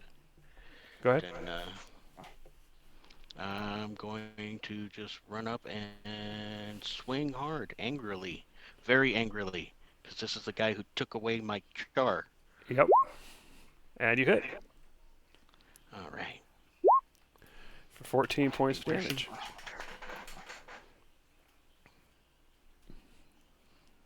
Okay. When your sword, okay, you hit again, and as your sword strike, Oh, yeah. you can tell you hit. So go ahead and roll damage. As your swords strike, you can tell that they are damaging something, some sort of outer layer, but Yeah. have yet to hurt him personally. I know. I'm just trying to break through the layer. Yep. Okay, so that's your okay, and he dodges your last That's a attack. miss. Yeah. All right, is that the end of your turn? That is. Okay, Cultist 12 is still down. 2 is still down, although he's slowly on his way up. All right, so Cultist 4 is seeing that you're there. He is going to say, "Kneel before me." Go ahead and make a DC 15 Wisdom saving throw.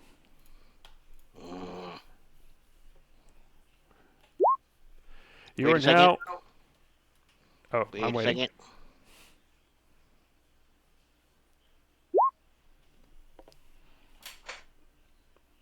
17. I made it Okay, 17. fair enough. You do not kneel, although you almost did for a moment. Yeah, it's like, I will not kneel to you. A pity. All right, Pico, what are you going to do? All right, I'm going to go ahead and pop in and. All right, I'm just going to grab Grey Cultist 2. Looks like he's the closest one. Okay, And go ahead and haul him back and yeet. fair enough. You add him to the pile. Yep. And since it's your turn, go ahead and roll your damage. All right, actually, I'm just going to check one thing. Okay, yeah. No, it'd be too risky for Devok. Yeah, I guess Devok, if you just keep helping attack the other cult, that last cultist, I'll keep dealing with bodies. Let's see. Moonbeam. Zip. 16. Okay, yeah. They're staying nice and toasty. Fair enough. That drops everybody back down. Yeah, unfortunately, you haven't learned yet when that threshold is when they get back up fully. I'm not interested in finding that. Fair enough. Is that the end of your turn? Yeah. Okay, Cultist 11 is still down. And Devok, your skeleton has been destroyed, but you're still alive, as is the main cultist in this group. So what are you going to do? Where is it? Yeah, you might not know. I'll hit it again. Okay, that hits. The second one misses. 7. Okay, so he takes the hit. And Oreo, what are you going to do? Yep, I'm gonna, now that I see that it was there, flank, hit. Okay. You hit. And whatever was protecting him has now shattered. And you are now doing, you're actually cutting into his flesh. Including the 22? Oh, that's a 22. Okay, well, that was before the 22. After the 22, he's at less than half health. And offhand. You hit again. For another 7. I stay put. Okay. Cultist 3, Cultist 1, Cultist 6, Cultist 5.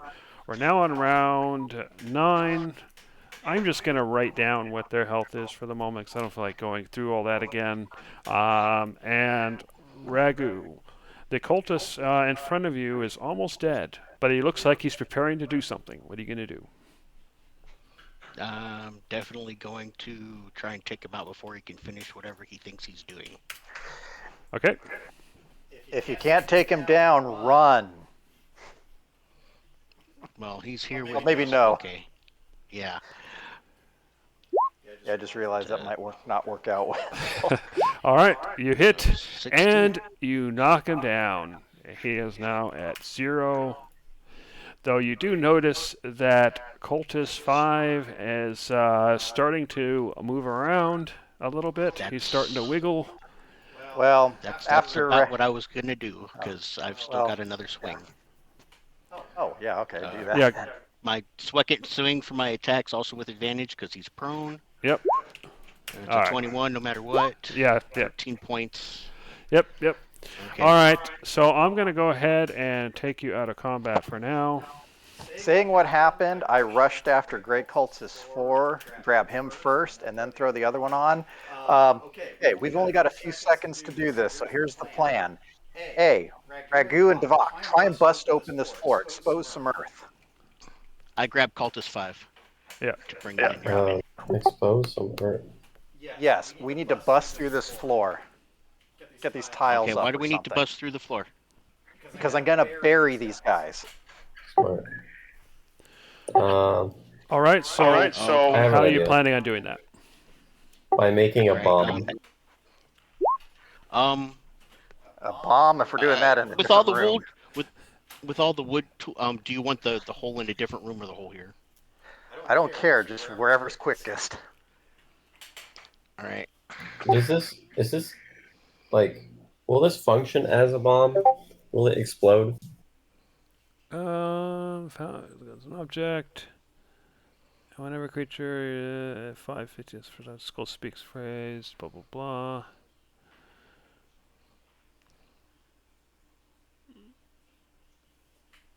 It says it makes a Constitution saving throw, so that doesn't sound like a bomb to me. No, but wait, hold on.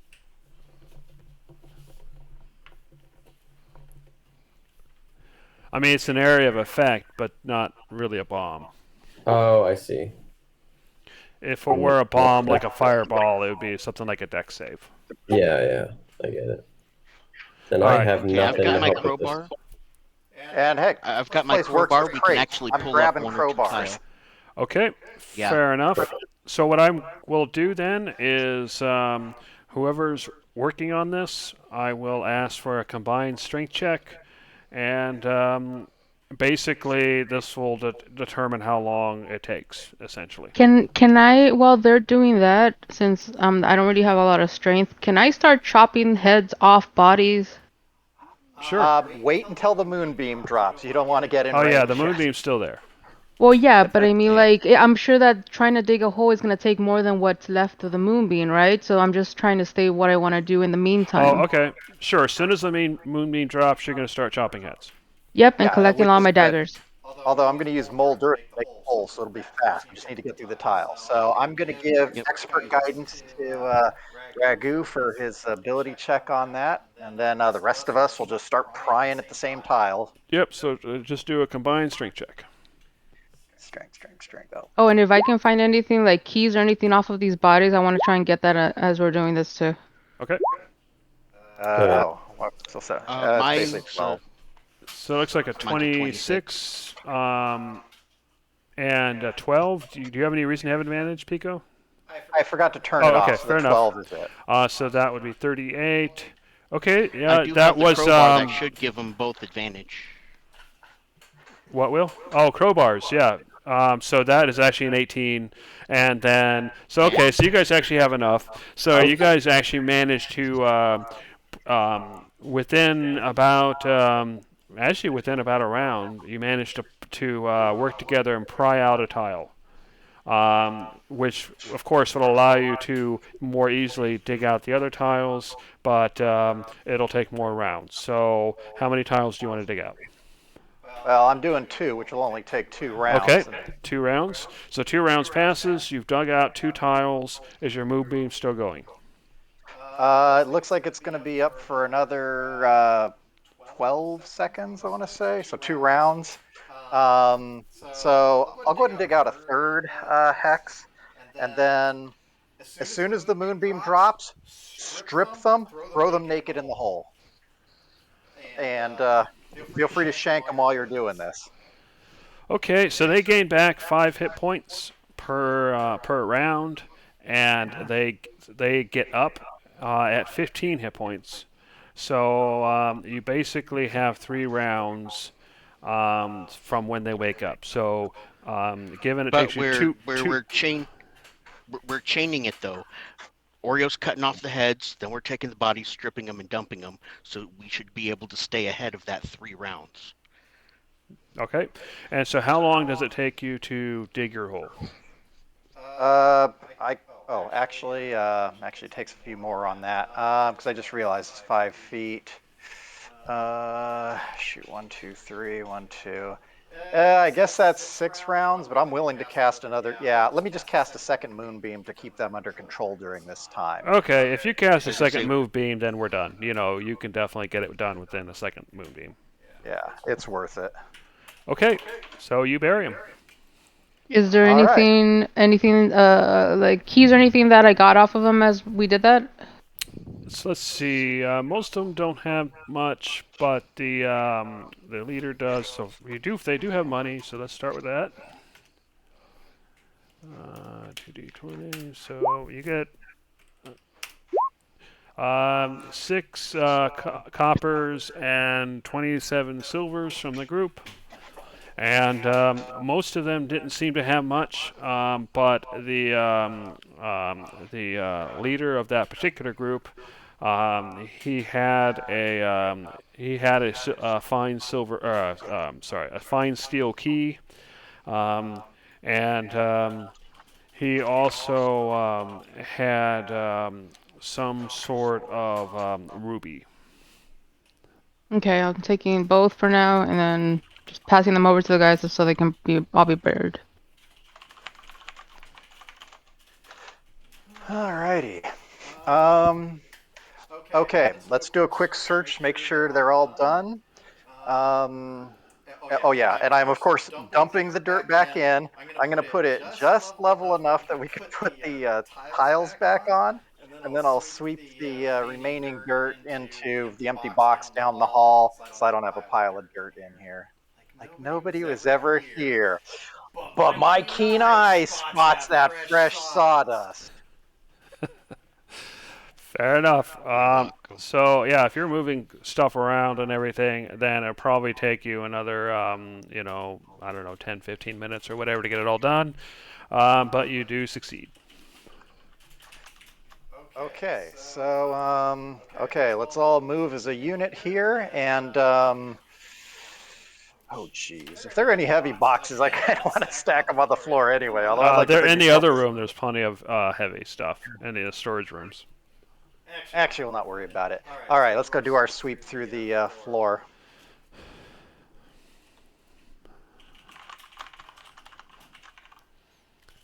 Okay, once you get in here, you can definitely see that the passage to below is exposed, and you get the impression that some people used it very recently. Just want to quickly peek out. Any sounds or anything from here? I'm assuming that everybody that we heard might have been over there, but are the doors open? Yeah, they are. Actually, I'm going to open them now. Ooh, this looks like another drug lab. Ooh, I see an Oreo magnet. Yeah, but I just want to be sure that there's no Where more did you guys go? Oh, we things went through the to. door on the left Yeah, side okay. there. Oh, yeah, here we go, Devok. See me? Yeah. Yeah. Yeah, so it's so no more things, and then Oh, yeah, I'll go ahead and help open this if Okay. Allow me to help you along with my So expert the guidance. the chest has a fine lock on it. So go Oh, ahead. wait, can I just check if the fine key that I found from the leader helps? Oh, even It better. does. It just unlocks it. Okay. And so inside, you find a chest stacked full of books and scrolls. Well, there you go, guys. Merry Christmas. I don't know what that is, but That yeah. that could be helpful. Are any of these powders or anything of value to alchemy? Um, yeah, actually, you would guess that if you were to gather this stuff together, there's probably maybe 200 or 300 silvers worth of ingredients here, and if you were to use them, it would cut the cost of making up to 5 healing potions by half. We're gonna have to come back and get this stuff. Okay, Yep. and what was it otherwise? Just books and scrolls? There's a chest full of books and scrolls, and there are also some sort of papers on the table. I know that this is not a great idea, but if you want to take some time just to see if any of that is worth it, I'm going to sneak down and see if there's anything left, because it seems like maybe we got everybody even from downstairs, but let me just scout stealthily. Sure. Okay. So I'm going to disappear for the time being, Jeremy, and then let them do their thing. Okay, I will go ahead and delete you and put you into the tunnels. So we'll go ahead and go there for now. All right, you are in the tunnels, and it is still fairly cold down here. Nothing really looks any different. What are you going to do? Kind of stealth down, but let me first roll. Cool. Oh, wow. Yep, you're fine. Checking down.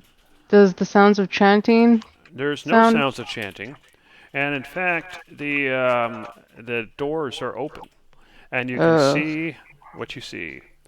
It looks empty, except for the altar that's still there.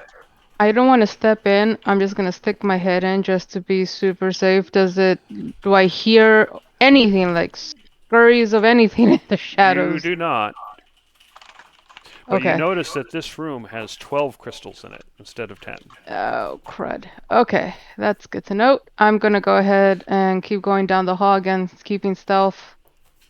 Okay. And you see a room with trash in it, and you don't see anybody. Okay, definitely keep going down and it's great mystery. It's all right. You can Checking the piles just to So be super basically, the safe. impression you're getting is that you see amongst the debris, you see spilled chemicals and powders And based on the rank smell and the kind of dissolving of part of the walls and the discoloring of other walls, that this is perhaps failed experiments. Sorry about that. And there's absolutely no other doorway or anything like that, because like I'm seeing here, and I don't know if that's like a railing to the ground or something, like a drainage thing. No, you're probably just seeing the shadow. But yeah, you're not seeing any drainage or doors or anything like that. Okay, so knowing that for sure now, then I'm gonna go ahead and get back. So just move me back to the other map, Yeah. and Go ahead and yeah. stop, and I'll go ahead and delete and move back. Okay, and there you go. All right, so back to Ragu, Davak, and Pico. What are you doing? As soon as Oreo shows, Ragu, do you have anything to help Devok heal up? I've got Actually, like 10 healing potions. Actually, hold on. Let me do this first. Let me go ahead and oh shoot. How many heals have I cast on you so far, Devok? 2? I think so. Well, actually, no. You casted one, and then I got a potion. Oh yeah, the healing word to get you up to 4. Okay, well let me do this. It's it's only 1 point, but go ahead and add that. I forgot about adding the bonus from my law. Cool, thank you. I'm gonna go ahead and cast Cure Wounds on you at level 2. Hold on a second.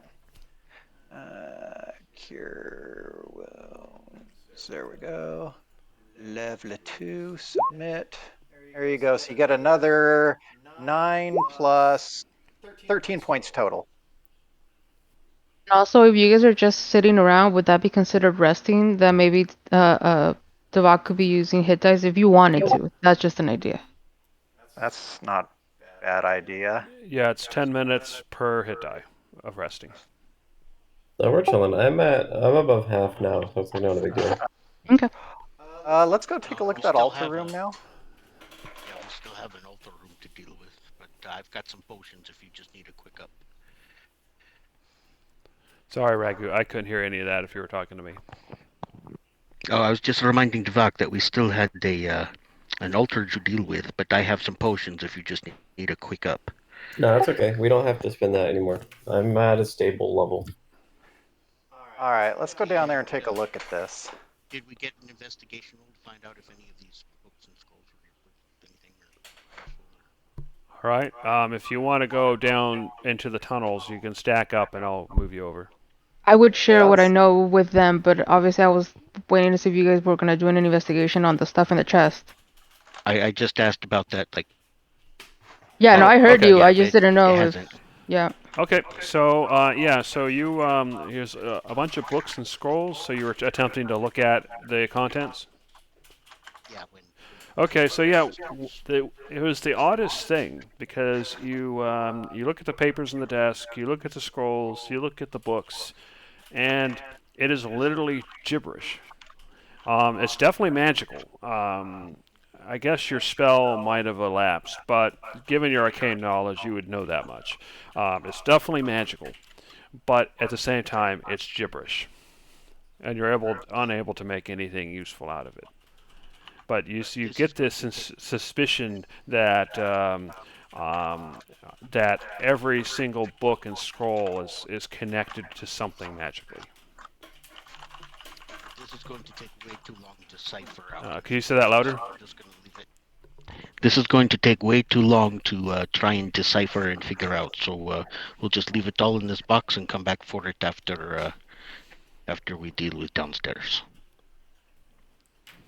And But there's that's, nothing of immediate use to us. and just as that finishes out, I would have met up with you guys and let you guys know what I saw, so you guys are all now at least aware of that. Obviously, you guys can still see it yourselves. I'm just letting you guys know as we're Well, going in. and they couldn't see anything when you were looking, so you might want to describe what you saw if you want. Well, I mean, Ragu was there when he We could first go came down in, and but actually exactly, see. correct. It was just me saying that I was sharing what I saw, that there's no other guys, and then we're all heading down together. Okay. So I'll go ahead and move you guys over then. There we go. There we go. All right. Can everybody see the map? Yep. All right. So you find yourself back in the room underground. And I give Ragu your idea that it might be bigger. Not exactly what you thought. Not. Oh. Nope. Go ahead and check it out if you like. Just FYI, it stinks. Okay. I'll take your word for it. So you see the massive altar. It's about twice the size of the previous altar you destroyed, and you can see that there are 12 crystals in the room instead of 10. But you also see that there are no cultists anymore. I wonder why. So what are you going to do? Oh, now I see the other. So yeah, the second passageway. All right. Well, that definitely explains some stuff. Well, I was definitely hoping to have some contractors available for this, but I do have my own ways of providing staffing.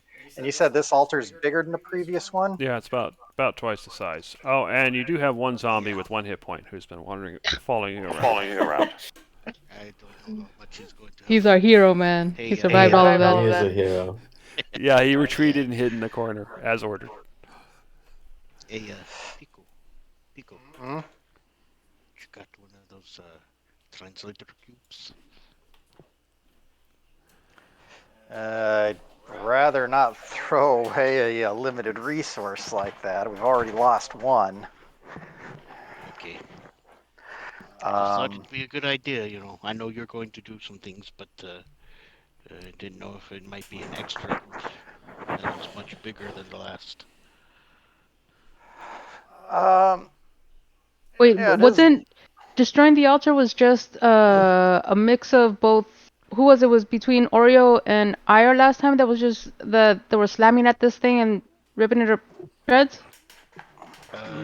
No, the last active altar we destroyed was the one that I exploded with a 10d10 fireball, and then we took out the other half of its hit points with all of us beating on it. Oh, never mind. Okay.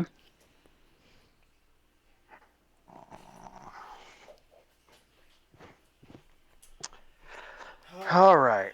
Wait a second. Don't we have a certain somebody with a wand of fireballs? I think Joel had that, didn't he? Yeah, I think he's I still think there. he does. And I think it's up to 2 charges per long rest now.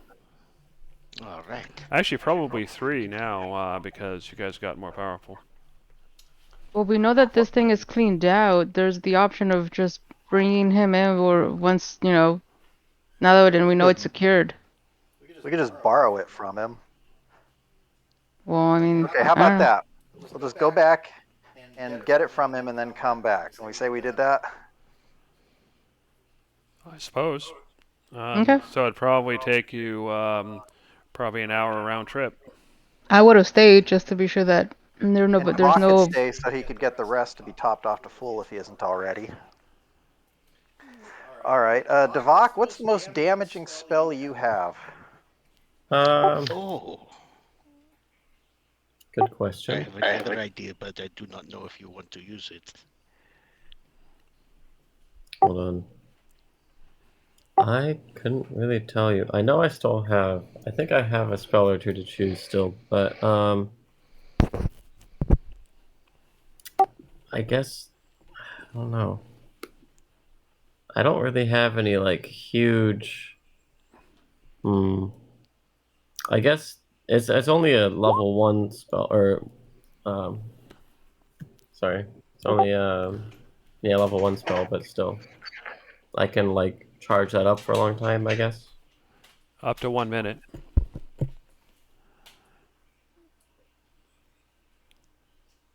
But one thing to keep in mind is that things may start happening, so it would. I think you'd probably need something that's a little bit more all at once. And I cannot provide that, especially not with my current level of spell slots. All right. Well, that's not a As huge. as we're Although going this to is an get option. the fire. Oh, sorry. Oh, wait. I just realized this is an option. As we were taking off to go get the wand of fireball, I mentioned to Pico, we have something else that I believe we can use if you are willing. You know the fighter cylinders we have that are very nice and I like them. Do you remember when we first got to the crater facility and we found not only these little fire cylinders but these great big ones? I Yeah, never gave all of those away. I've got a couple at home if you want me to go grab one. that doesn't sound Bring like it a to you. bad idea. Okay, I go as he's going to go get the fireball cylinder. I'm going to go home and grab the cylinder missile weapon that we got Okay, fair enough. from the crater facility. I'm only bringing one. Okay. As How many of I'm those do you bringing have, out of it, curiosity? I have 9 of them Oh, because I jeez. brought 10 home from Lumev, and I gave one to Gimbal. I Okay. forgot to give them to the Nexus, but I gave one to Gimbal, and I have the other 9, which is why I put them at home because I can't carry them around. They were on the cart, but yeah, so I have to run home to get one. Okay. All right. So you're going to get one, and as you as you start getting ready to get to take one, you notice that there seems to be two different types, or rather, they're the same type, but there's something different about them. Although it's difficult to tell what that difference is. Um, Okay. but you have three of Any one type. comparison? Oh, go ahead. Okay. All right. No. Let me finish writing that down first. I have 3 of one type. Yeah, you have three of one type, and then you have the 6 of the other, obviously. Um, you notice though that the one where you have 3 of them, the one end is round, whereas the other 6, the end has a indent in the end of it, and isn't fully round. You don't know what that means exactly, but you do know that you have 2 different types. Okay.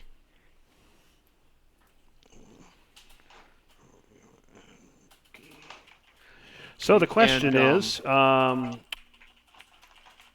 question is, which from which type do you grab? well, I have 6 of type B, so I'm going to take one of those. And are there any symbols on it? Anything in relation to the little fire cylinders, which I'm very familiar with, or anything I might be able to ask Galen, who was doing a lot with the whole language thing There are when we symbols get there on to there. get You don't his know what they fireball. mean, but Galen might. Let me go ahead and make a roll for him, because I'm assuming since he's going to be Yeah. around, you'll just ask him, right? Yes. So let me go Yes. ahead and make a roll on his behalf. And if there's anything else that's on these that he can tell me to, so I can, Galen. All right, here we are. And well, that would be close enough. Not really Arcana. So that's a 10. All right, so basically he's thinking back to the language and kind of connecting it, and he gets the sense if it's that Arcana, can I have given him assistance on it, or he already rolled with yeah, advantage? but that would just make it a 10, which I'm taking anyway because I was already giving him advantage. Anyway, so he gets the sense that the 6, um, he doesn't know exactly what, but there's something wrong with them.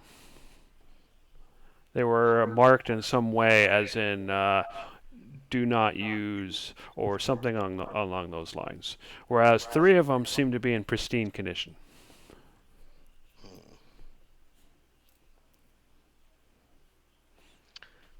Knowing that, Pico, do we still use one? Or Or do you think we can do this?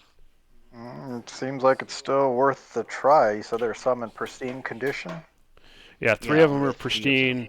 pristine. 6, there's something wrong with them. Yeah, do I want to use one of these 3 pristine ones or try one of these 6 that might or might not? I do not know what they'll do. Always try one of each.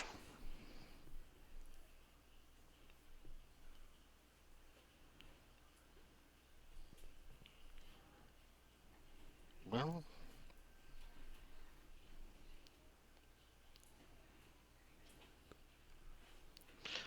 uh, all right, I will go ahead and bring one of each, but I do not know if that will be okay. I'll bring one of each. Okay. All right. So you reconvene. It's been an hour. So which means that if anybody wants to spend up to 6 hit die, you can do so. And you meet back up again. And that only applies to people who stayed in one spot and rested the whole time, of course. Yeah. Should mainly be Devok if he wasn't already topped off. Yeah. But I guess William, you take damage too. I took some, but not worth it to roll a dice on. All right. Okay, so here's what I'm thinking. How heavy are these large fire cylinders? They're 2 feet long and weigh 10 pounds each. 10 pounds each? Yep. That's perfect. So I'm going to go ahead and. Okay, so here's the plan. Ragu, I'll move a fire cylinder into position. Probably the pristine one. And then, Well, can I launch or ignite the pristine one in the same way as a standard fire cylinder, or am I going to need a separate detonator of some sort? Well, keep in mind, if we throw all the fireballs, we're doing it at once. We're trying to do as much damage in one shot as we can. So you would probably want to have them situated in there already. yeah, my thinking I'll is get what I wanted to do is mage hand the big fire cylinder into. Right, Ragu, you have mage hand too, don't you? I will have it soon enough, but I do not have it now. I have mending. You have it, Devok? Do I have what? Mage hand. Do I have mage hand? I do have mage hand. Perfect. So Devok, you and I will cast mage hand. We'll each float a fire cylinder into the room right up. Actually, is there space below the altar? It's basically a solid block that goes into the ground. So, yeah, no, there's no space underneath. All right. So we'll mage hand them This being the case, simultaneously directly should we above just the use? altar. Go Right. ahead. This being the case, should we just use one, or are we really going to blow 2? Well, you said it yourself. How much did that one bomb do? And this is double the size? Oh, that is very true. You have an excellent point. Yeah, go ahead, use both.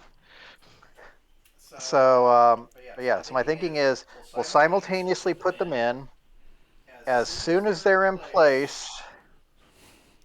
Oh, that's a little bit tricky given the. Hold on. Damn it. 1, 2, 3, 4. 1, 2, 3, 4. Devok, we're probably going to want to mage hand them to right here. Then Ragu. Huh?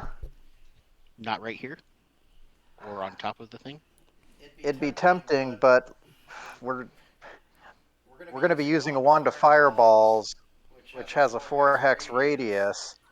Anything closer than here will catch anybody in the door in the blast. Wait 1 second. Before, I know that we're still in the planning phase right now. Do we want to just take a moment and check that booby trap room at the top? Because if something happens here and this whole thing caves in, because it's going to be a pretty big explosion, we don't know what the hell's up there. Fair enough. Well, there's up to 4 of these rooms, so I guess we can check them all. Yeah, and there's no more cultists, so we can come back down more at our leisure.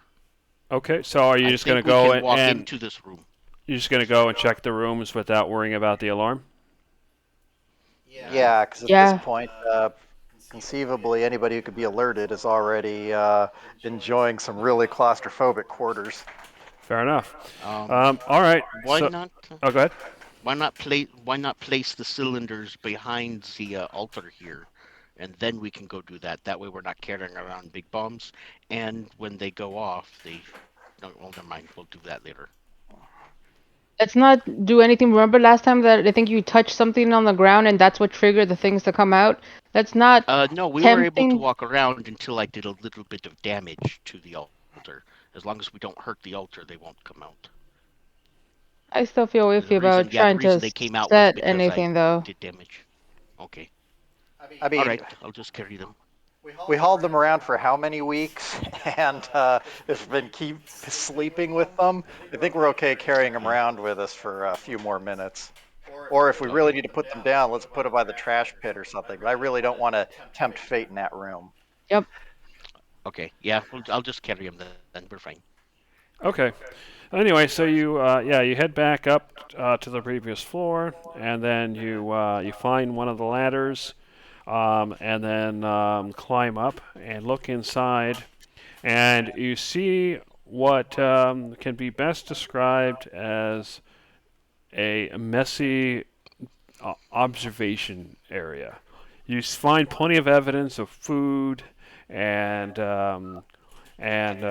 notes and it seems like those they basically used those four towers to spy on what everybody else was doing around them, and you can see detailed notes of various of the nearby guilds when people left, when they entered.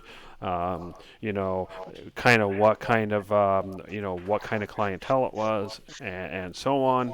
You don't see anything directly related to the Grey Cult, but it is very clear that they've been keeping an eye on their neighbors and know a lot about them. Ragu, you want to keep all of that? Yeah, you know what this actually is? Blackmail. No, it's evidence that Tamil was not a hapless pawn trying to be a big mobster. She was very well aware of what the cults are doing and why. Because you just said that Camille was one of the people up here watching, right? No, I didn't mention her. I thought you said her name. No, I didn't. As one of the... They kept track of people around, but yeah, Himil wasn't. You didn't see her name involved. Oh, okay, never mind that. Doesn't mean she wasn't, but you didn't see any evidence of that. All right, yeah, this is either blackmail or evidence. We'll go ahead and cram it all up. We can always check later if there's any neighbors that we want to try and get some stuff out of if they have nasty business in the in these notes. Mm-hmm. Anyway, now we can get back to this. But yeah, it'll probably take you hours to actually go through all the notes. Correct. We're just taking it and Just going. take it for now. Go through it later. Mm-hmm. So we checked the lab. Did we check that other room that the cultists? Because remember, there were 3 rooms that they had illuminated. Yes, I did want to look in that Yeah. room too. All right. Let me go ahead and move you to there, Matt. I'm assuming this is the room you're talking about. Probably, yeah, because it's not the lab. Where's the lab? Yeah, okay. Yep, for some reason I thought the lab was lower down, but yeah, this is the one. So we can go ahead and check this room. So yeah, it looks like a combination of a lab and a workshop. You can see crates full of various substances. Ragu, from what you're able to tell, it appears that these substances have various long-term effects. You don't see any fast-acting poisons or anything of that nature. You see formula on the tables, although the formula looks like complete gibberish. Again, I'm Again, gonna go yeah. ahead and take it. And looking at it gives you a headache and causes your vision to blur. Yeah, That I sounds know like that there's book I definitely. Yeah, definitely something about that. So that'll be deciphered later in some way, shape, or form. But we'll take it for now. And then, what were they making with the woodshopy parts here? What were they doing with that? Are they making contraptions of some sort? Not so much contraptions, more like containers, sort of. Like one looks like it was some sort of music box, but it has a hidden container in there. You can tell because it's currently not fully assembled, and it looks like it was meant to basically hide things in mundane items. Okay. Okay, so it's not like if I cranked up the music box and it went ding ding ding ding ding and then went piff and released its hidden No, nothing container of like stuff that. into It's the air. more of a hide something in a normal looking music box. Okay, okay, got it, got it.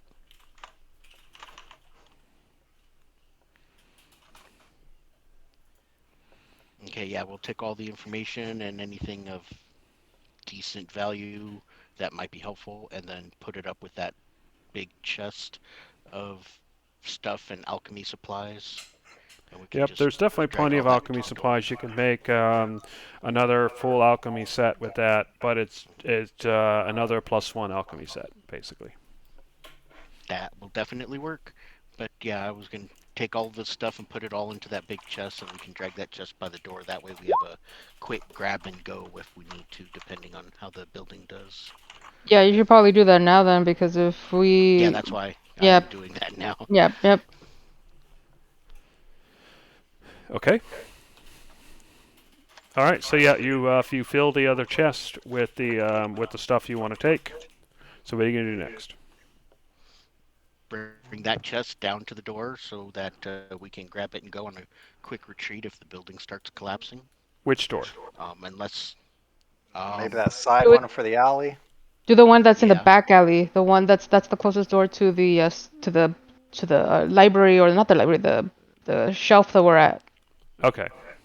Cool. So this, I think there's, yeah, that that this door door right here. there. Yep. Yep. Mm-hmm. Fair enough. Makes Okay. perfect sense. Okay. So yeah, you set up your chest, and now that once that's placed, it's probably about midnight now. So what are you gonna do? Let's go ahead and stack up right in front of the altar. Yep. Okay. Okay. So everybody stack up, and I'll move you.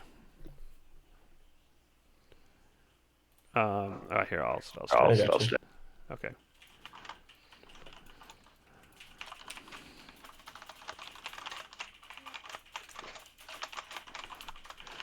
All right. Can everybody see the map? Mm-hmm. Yep. All right. So back to what I was thinking is that by mage putting mage hand here, or if Devok and I use mage hand to put the fire cylinders there, Ragu, you can go ahead and shoot the things with the wand of fireballs. Okay. And the rest of us can hold an action on your cue to go ahead and launch an attack. So basically, as soon as you set off the fireball, I'm going to go ahead and start casting spells. We'll just run in and wail on this altar as fast as we can. Might I make a suggestion? To the left and to the right of this door here, immediately to the left and to the right, um, you should hunker down, kneel down, cover your ears because it'll be a big explosion. And since the explosives are behind the altar, if you stay down, the altar should absorb most all of the explosion, just in case it's big enough to, knock down the walls. Well, isn't To brunt most of the the blow. the fireball one? It's a 20-foot radius, right? So if you center it like But we're blowing somewhere, up two weapon cylinders that we have no idea how big they boom. got it. Fair point. All right. That's what I'm planning for. The fireball itself isn't the big deal. It's just the launching mechanism for whatever's about to explode. Well, that's fine. So, All right, so right here and right here, hunker down, because that way when the explosion goes off, it'll, be kind of like absorbed that way and that way, leaving a little space here to, be safe so Devok, from the maybe you should stand on explosive. the opposite side of Ragu there.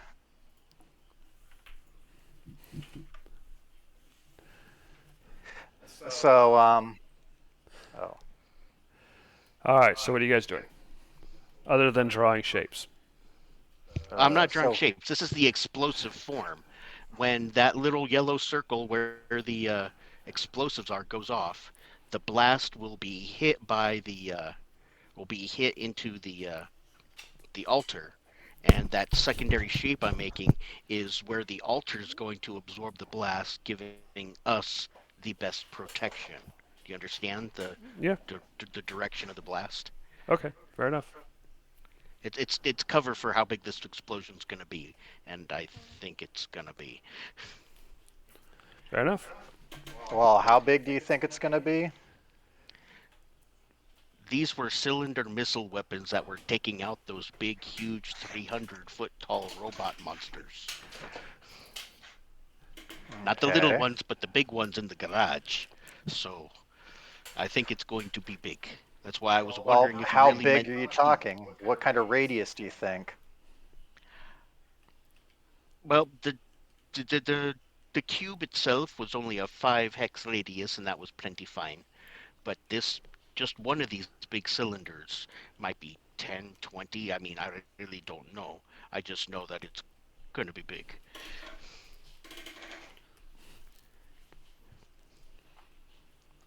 So we'll see how big it is, and hopefully it'll work. But Well, Do apparently it. we'll Just see. do it. And everybody get ready. I've got the door so I can slam it shut real quick, just for a shield for me. Everybody hunker down, and I know Jeremy's about to pause it. All right, so Devok and I can go ahead and run the fire cylinders out with Mage Hand, and we'll just hover them in view.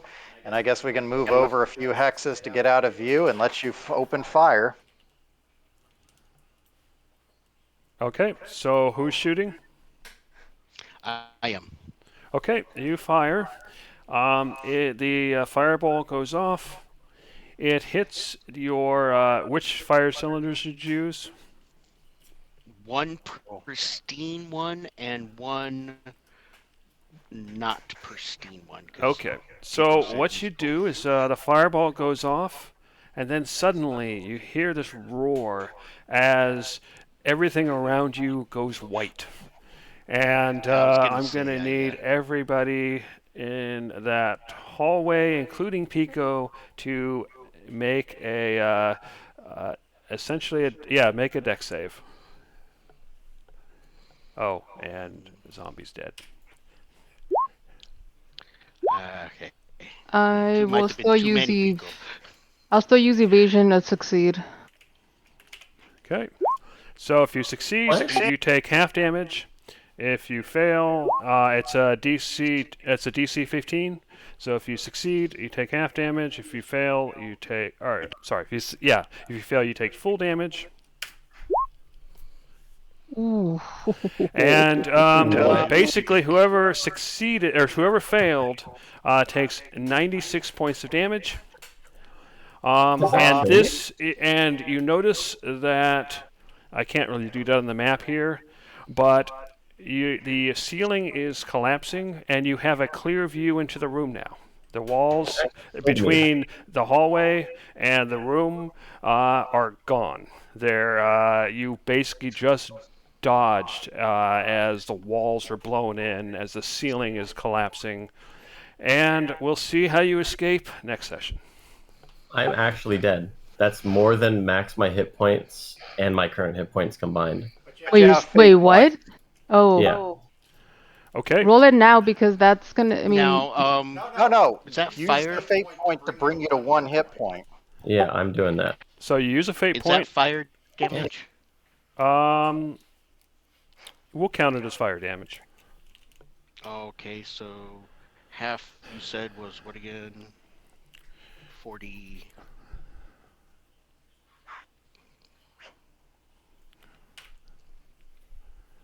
Okay, what did you say half was again?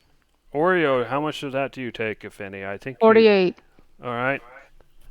So yeah, you're at 0, unless you're going to use a fate point. Although, actually, Devok, were you actually at full hit points? No, he No, was. I'm at He wasn't. 35. It was Okay. literally enough to kill him in one blow.